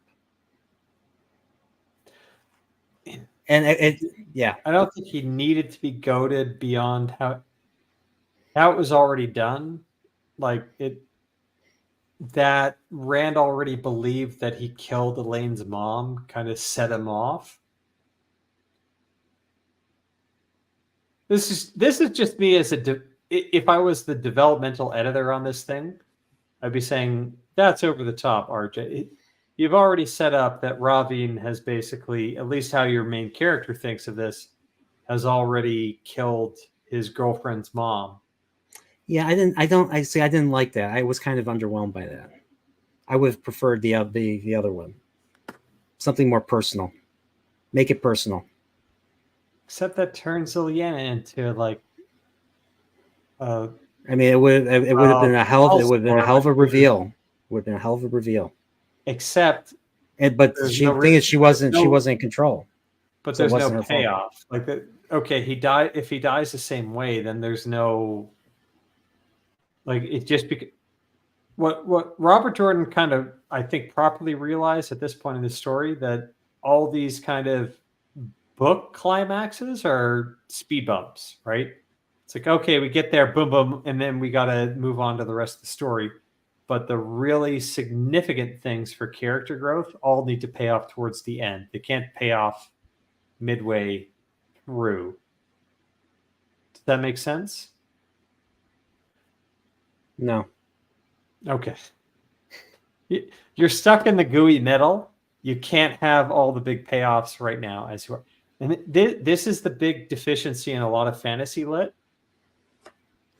And a lot of it, as far as series, especially ones that don't know how to end, like George R. R. Martin. Basically, you write a good beginning, you get stuck in the middle, you have no way how to wrap it up because the ending needs to satisfy everything. You cannot have a Song of Ice and Fire that wraps up with an ending that's shittier than the ending of the third book, where it gets revealed that Littlefinger basically manipulated everyone into doing what he wanted. Like that ending is freaking top. But if you ended the whole series in book 7, 4 books later, on a reveal or some kind of payoff that was less than that, people would hate it. That's Martin's problem. He cannot finish the series because he cannot come up with a better ending than the ending to is it Storm of Swords or Clash of Kings? Storm of Swords, I think. Storm of Swords. Yeah. Yeah, that was one hell of a roller coaster ride. Exactly. That was a great. He can't top that, and unfortunately, the book he's competing with was the middle of his series. At least RJ, as far as I'm concerned, or how it was set up, the payoffs that show up in the final 3 books that Sanderson finished off, they're better than Rand getting revenge on Ravine for, killing, actually mistakenly, because Morgase is still alive, killing his girlfriend's dad, or girlfriend's mom. You could not do that where if you gave Ravine kind of rape vibes for Ilyena, like, because it would be introduced too late and over too soon, and it would not get mentioned again in the next 8 books of the series. So it can't happen. But fantasy, as a genre, the biggest problem with it is the series that basically start getting published and they start going out, and the authors have no end in sight because getting the first couple books published is their meal ticket. And they have absolutely no incentive to ending their story. Fucking Lost was the same way, if we want to take a TV series analogy to it. Jar Jar Abrams comes out with a great concept for a show, starts it all off, introduces all these mysteries, could not finish it. He did have to, but it sucked at the end of it. I heard they weren't even answered properly. But that's the deficiency. And in essence, like, one of the reasons why Lord of the Rings is still the gold standard by which all fantasy series are judged is all 3 books were one book. Tolkien wrote it all before the first was published. The publisher wanted to split it into 3 books. The publisher did split it into 3 books. That's why the 3 books came out a year apart from each. But they were all done. Mm-hmm. And if there was a problem in Fellowship that arose out of something that Tolkien came up with in Return of the King, well, Fellowship was not published yet, so he could fix it there. If there was any type of continuity issue, any type of plot thing, it was all written as one big book. Yeah. So what I'm doing with my thing, and who knows if I ever get published, but I'm going to try and have at least a first draft, everything all written before the first volume gets published. Because it should be one story. I shouldn't try and hook my readers in with a promise, show them nothing but progress, and then never get around to the payoffs. Because that's where George R. R. Martin's at. Yeah. And who knows? Who knows if they'll ever materialize. But Maybe he'll sounds die. terrible. Okay, it sounds okay. I'm not a writer, Shy. I'm just. This was just an idea based on what was given. What was given in the. What was set up. He did kind of go nuts on this. All right. Yeah, I mean that's something Ravin would do. That's something, and then Luce Theron's coming out is showing up and everything. So don't feel too bad. All you got to do is read Shy's materials and don't. No, I mean no. It probably is a terrible idea, but I don't know. No, I was hoping for. I kind of like those over the top things because I was listening to the Dragon Reborn's ending to compare with when he's fighting Bilal and all that. The thing is, I wanted to learn more about Ravin, his history and all that. Kind of learn something about Bilal during their fight. So I was kind of hoping to learn something about Ravin. It was a very silent fight. Pew pew pew pew. Balefire, balefire, balefire. Pew. Oh, there's Nynaeve. I'm dead. All right, or I'm gone from the pattern. That was the end. Brian, after you've read the 7th book, I can tell you you're okay to read the big book of bad art. So there was a guide to Robert Jordan's Wheel of Time that got published in between book 7 and book 8 that had a whole bunch of like fan artwork but more importantly, it had biographies and backgrounds on all the Forsaken, as well as like a detailed history of the Age of Legends. But it all came out after book 7. So nothing if you read that after you've read book 7, there's no spoilers because it's basically, this is when it got kind of released and it's what known. It includes, I think, an excerpt on the strike at Shale Ghul. So Lewis Theron and the 100 Companions and all the rest. You might actually really dig that after you get through book 7, because there might be some spoilers for the book 7 materials in there. So I can't vouch for that. But all that supplementary background stuff, if you want to know what these 13 Forsaken did prior to them turning to the Shadow. So Samael was an athlete. That's not a spoiler. Moghedien was like I wouldn't want to say like investigative journalist, but she was like a muckraker, right? She ran like a bit of a spy network. Yeah, so kind of so basically a shit starter, basically. Yeah. She's the Upton Sinclair of the Wheel of Time world. Maybe. But Ishamael was which means she's probably a socialist professor. Yeah, indeed. Lanfear was like a scientific researcher. A hot scientific. She were one of those hot scientific researchers, like a Bond girl type of scientific researcher. Exactly, from Man with the Golden Gun style. Balthamel was a lawyer and a piece of shit. Agenor was like a biologist. Yeah, yeah. Wait, what was Balthamel? A lawyer, I think. A lawyer. A lawyer and a lecher. Interesting. Because he's the one that doesn't talk. He's the one that wears the. Only because his tongue had rotted away. But don't worry, you'll meet him / her. Okay. And then my favorite, Demandred, Barid Belmadar, would have been the greatest man of the age, but for Lewis Theron Telamon. Demandred, interesting. He was an inch shorter than Lewis Theron. He wrote the same types of books, but they were just slightly less popular. Like his whole fucking bio in this big giant book is like, this guy is just, what is it?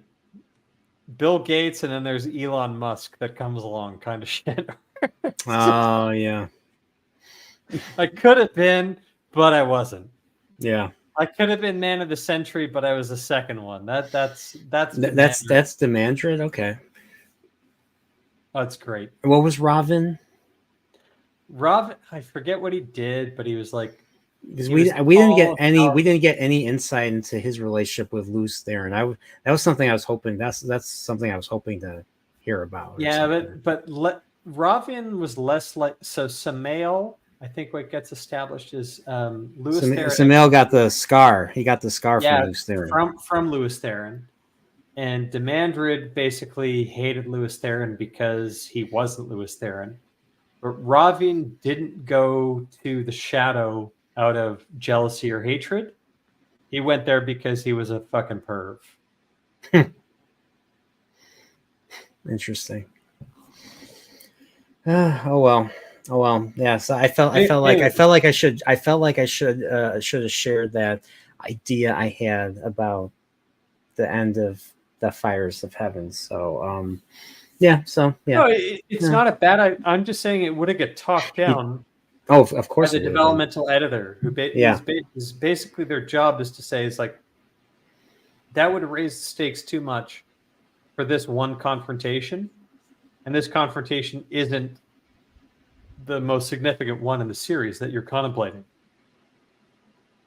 So the problem is maybe it amps it up for this book, and it like would get Brian super happy with book 5 because it would basically be raising the stakes. But how do you then raise the stakes for the next book? Especially if how it's being plotted out, you're not even going to have a Forsaken fight at the end of it. That's always the difficulty. That's what I'm actually looking forward to, because I don't know, maybe I'm getting kind of sick of the Forsaken fights. I know book 7 brings it back, but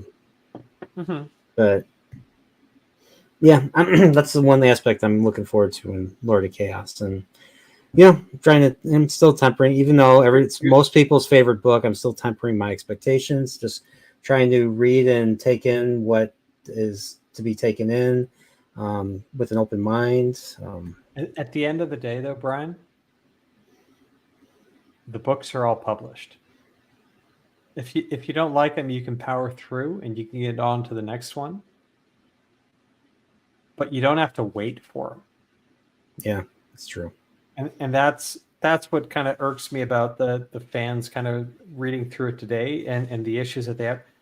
You guys don't know what it was like because, all the shortcomings or the flaws or whatever people thought as it was read, what they didn't like, what they discussed, they still stuck with it, but they would still have to wait 2 or 3 years or 2.5 years for the next one to come out.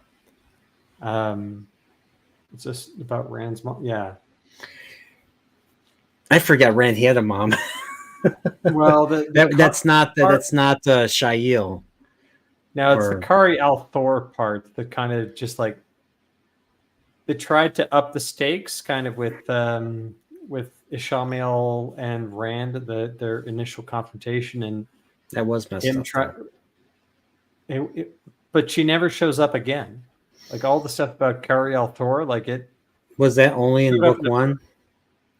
She never gets mentioned again because the fact that we find out that, well, actually no, even in the first book, it was set up that his mother was not Kari Althor.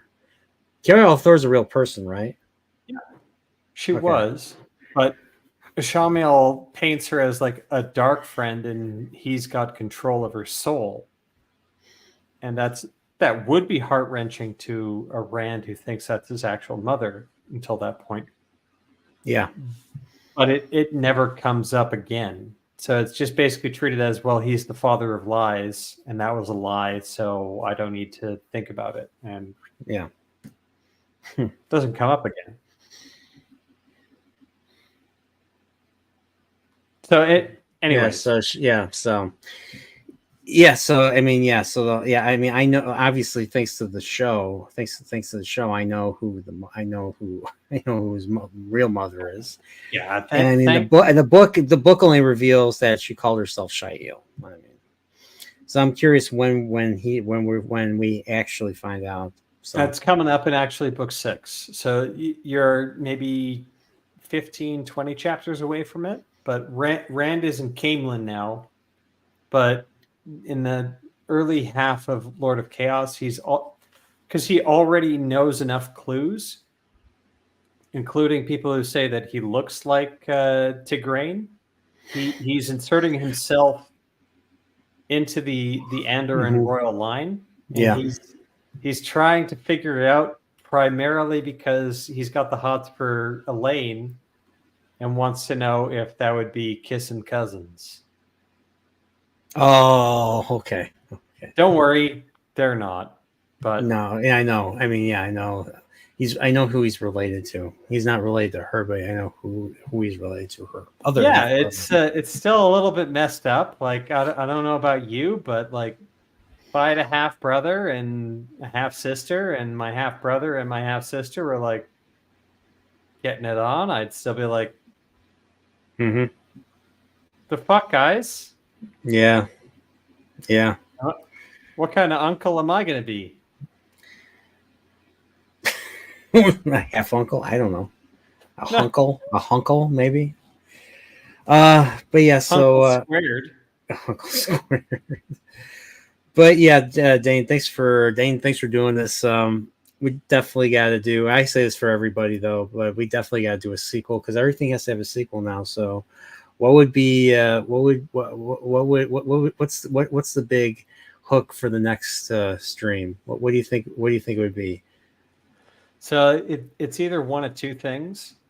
Either I've gotten like a draft of my novel written out and you've read some of it, so that would probably take like a year. Not because it's going to take me much longer to write, because I'm like 2 or 3 chapters away from finishing it. It's just it's 300,000 words, so it's going to take you a fucking year to read it. Yeah, that's that. Or we're going to do a Star Trek Voyager themed chill stream. Oh, that's right. I forgot about that. Yeah, we got to do that. What was that? That one episode with the? It's a later one, but the more I'm thinking about it, like, okay, of the different Star Trek series, everyone gushes about Deep Space Nine. I always thought that was boring as fuck, that series, because they never went. It's anywhere. Not. Deep Space Nine's a better show, but yeah, I mean, I have more nostalgia for Voyager. I actually watched Voyager starting with season Voyager 3 because they went places, right? And there was TNG Lights.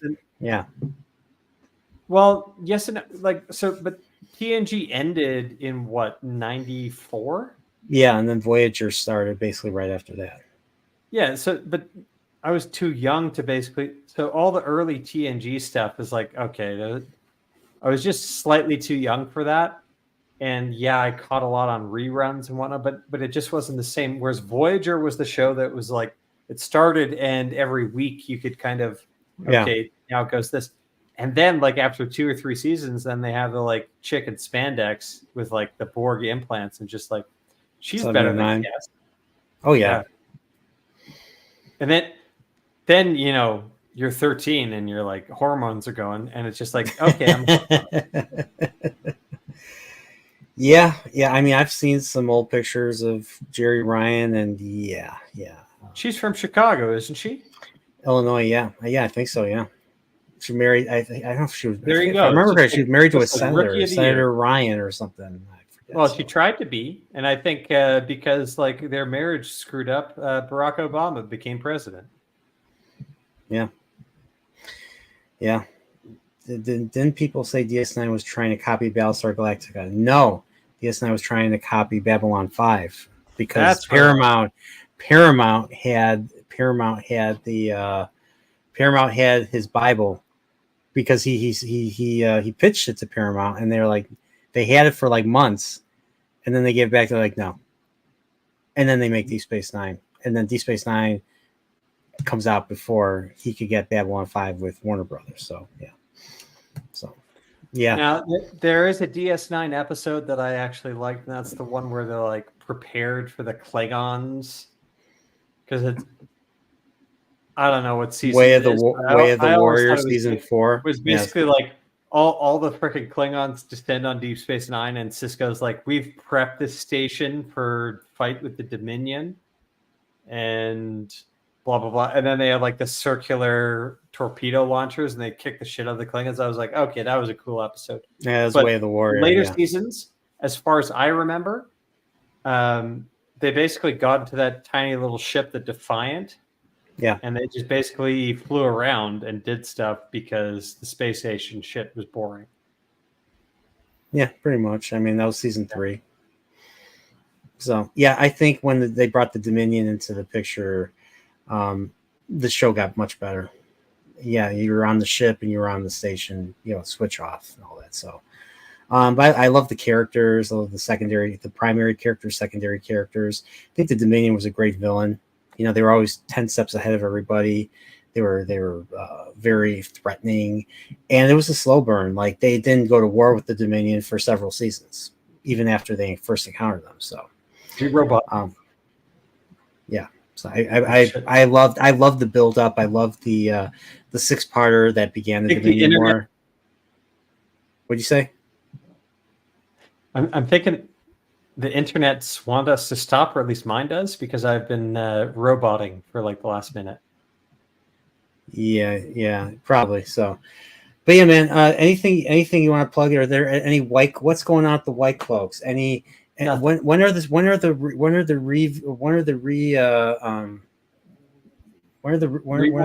rewatches? There you go. When are the rewatches going to happen?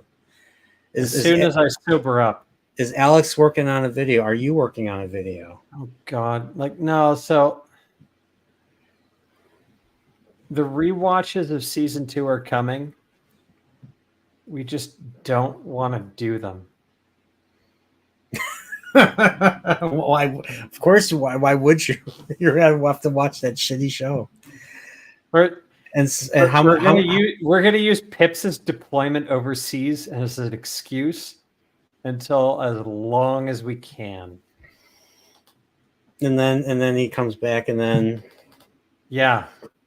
and then we're gonna be like, oh, Dain's off in Belgium drinking beer. And then it's like, oh, Alex is getting married. Let's give him a 9-month honeymoon. And then a 9-month honeymoon. There you go.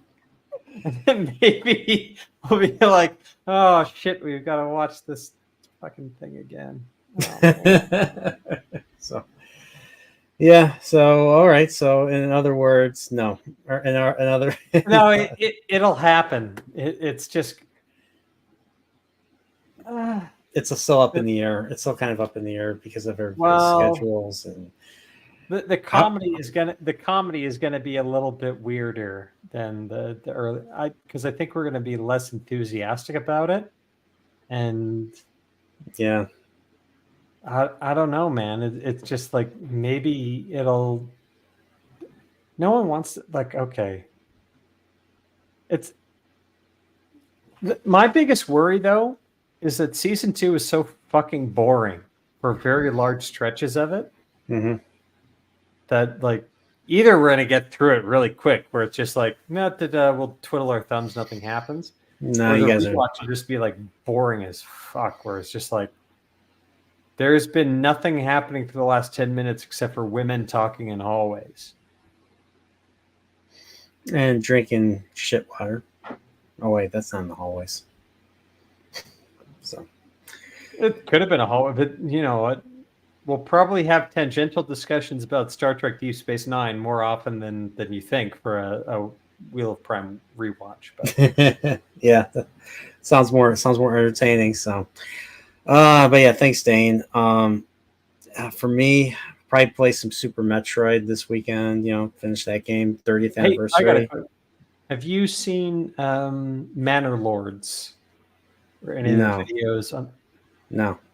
Are you into city builders and like real-time strategy games at all? Or are you city builders? I mean, yeah, like Sim City or City Skylines, that kind of stuff. I mean, the closest thing I played to something like that, where you play as an angel, I think, was ActRaiser on Super Nintendo. Maybe this is outside of your thing, but the other thing that got announced today was Kingdom Come Deliverance 2. Did you ever play the first one? No. Okay. It's called Kingdom. It's called Kingdom Come. Kingdom Come Deliverance. Kingdom Come : Deliverance. This is a simulator? No. The reason I'm mentioning the two in the same breath is because they're both medieval games, Yeah. or games that like really focus on historical accuracy from the same time period. So the first one, Kingdom Come Deliverance, came out in like 6-7 years ago, and the tagline was "Dungeons, No Dragons." Everyone play the Xenoblade games. I played the first one. I played the first one a while ago. I forgot. I completely forgot about it. I'm more of a Xenogears person. Anyways, Dungeons, No Dragons. It's set in like a realistic Bohemia.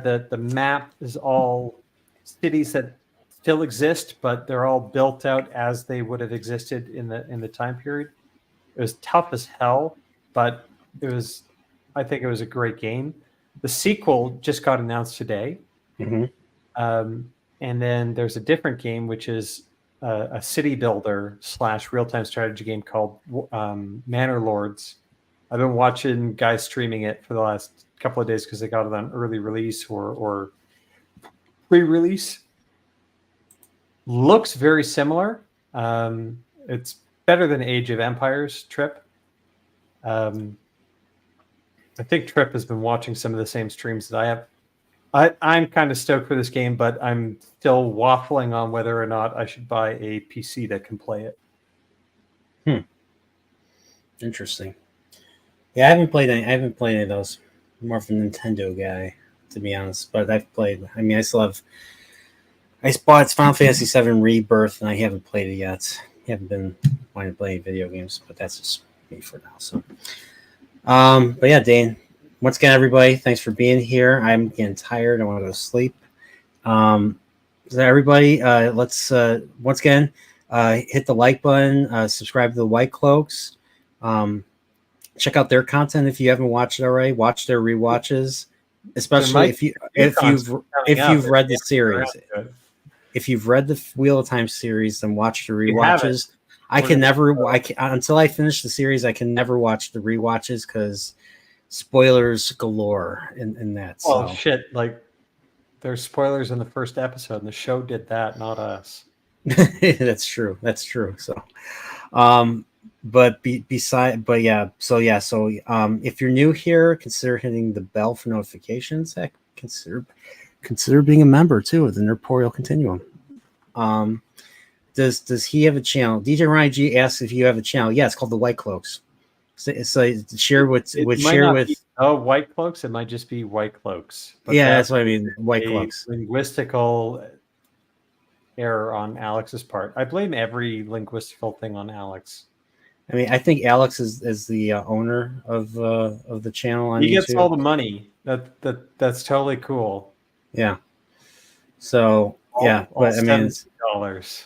Yeah. So one thing I do want to do in the future, besides a sequel with you, Dain, I want to get all three of the White Cloaks. I want to get you, Pips, and Alex all in one. I mean, I had you guys all together once for one of my Wheel of Time streams, but I want to get you guys on for Chillporeal. Do you want to come on for a rewatch? I have to. If I finish the series, I could not. I don't think I am not White Cloaks material for that. We could pare it back for that one, but it's more of a question of you saw season 2, right? Yeah, I watched all of it. I have thorough notes from watching it. Do you think you could survive a rewatch? You're gonna have to. You don't own like a shotgun, do you? Because the last thing we want to do is like. No, I don't. No, I don't. Okay, I don't own a shotgun. We will suffer as we. I watched it. It was. I got episode 8 really got me upset. Episode 8 was my worst. Yeah, no, it's like episode 8. We're like we got to find someone with enormous fortitude to be a guest star on that one. But like one of the not me. I'm gonna throw shit or something if I were to watch it. That's exactly what we're thinking. We're kind of thinking maybe Steve wants to come for like episode 8. You gotta get Steve if you want some entertainment. You gotta get Steve. He's gonna let him break another keyboard or something. No, it's like several keyboards. We'll like send him fucking keyboards. We'll send him keyboards. Here he goes. This is like, here's my keyboard. Made out of metal and shit. Break that. Break that. There you go. So, but rewatches. I'll have to get. You haven't been on for season 1, but like, yes, because you guys didn't know me, and plus I haven't even read I only read the Eye of the World at that point. So. I was going to ask: Are you guys going to continue? Are you guys going to continue the Bookcloaks with the Great Hunt? So I did the Bookcloaks with Kenny and Sneed in large part because people started shitting on book 1 as an explanation as to why like season 1 sucked. If the main subreddit starts shitting on season 2 because book 2 sucked, then yeah. But so far, the main reason what I wanted to point out with book 1 is because it's an underrated book for a lot of people because they read the series once all the way through now. A lot of people don't reread the series anymore because it's completed.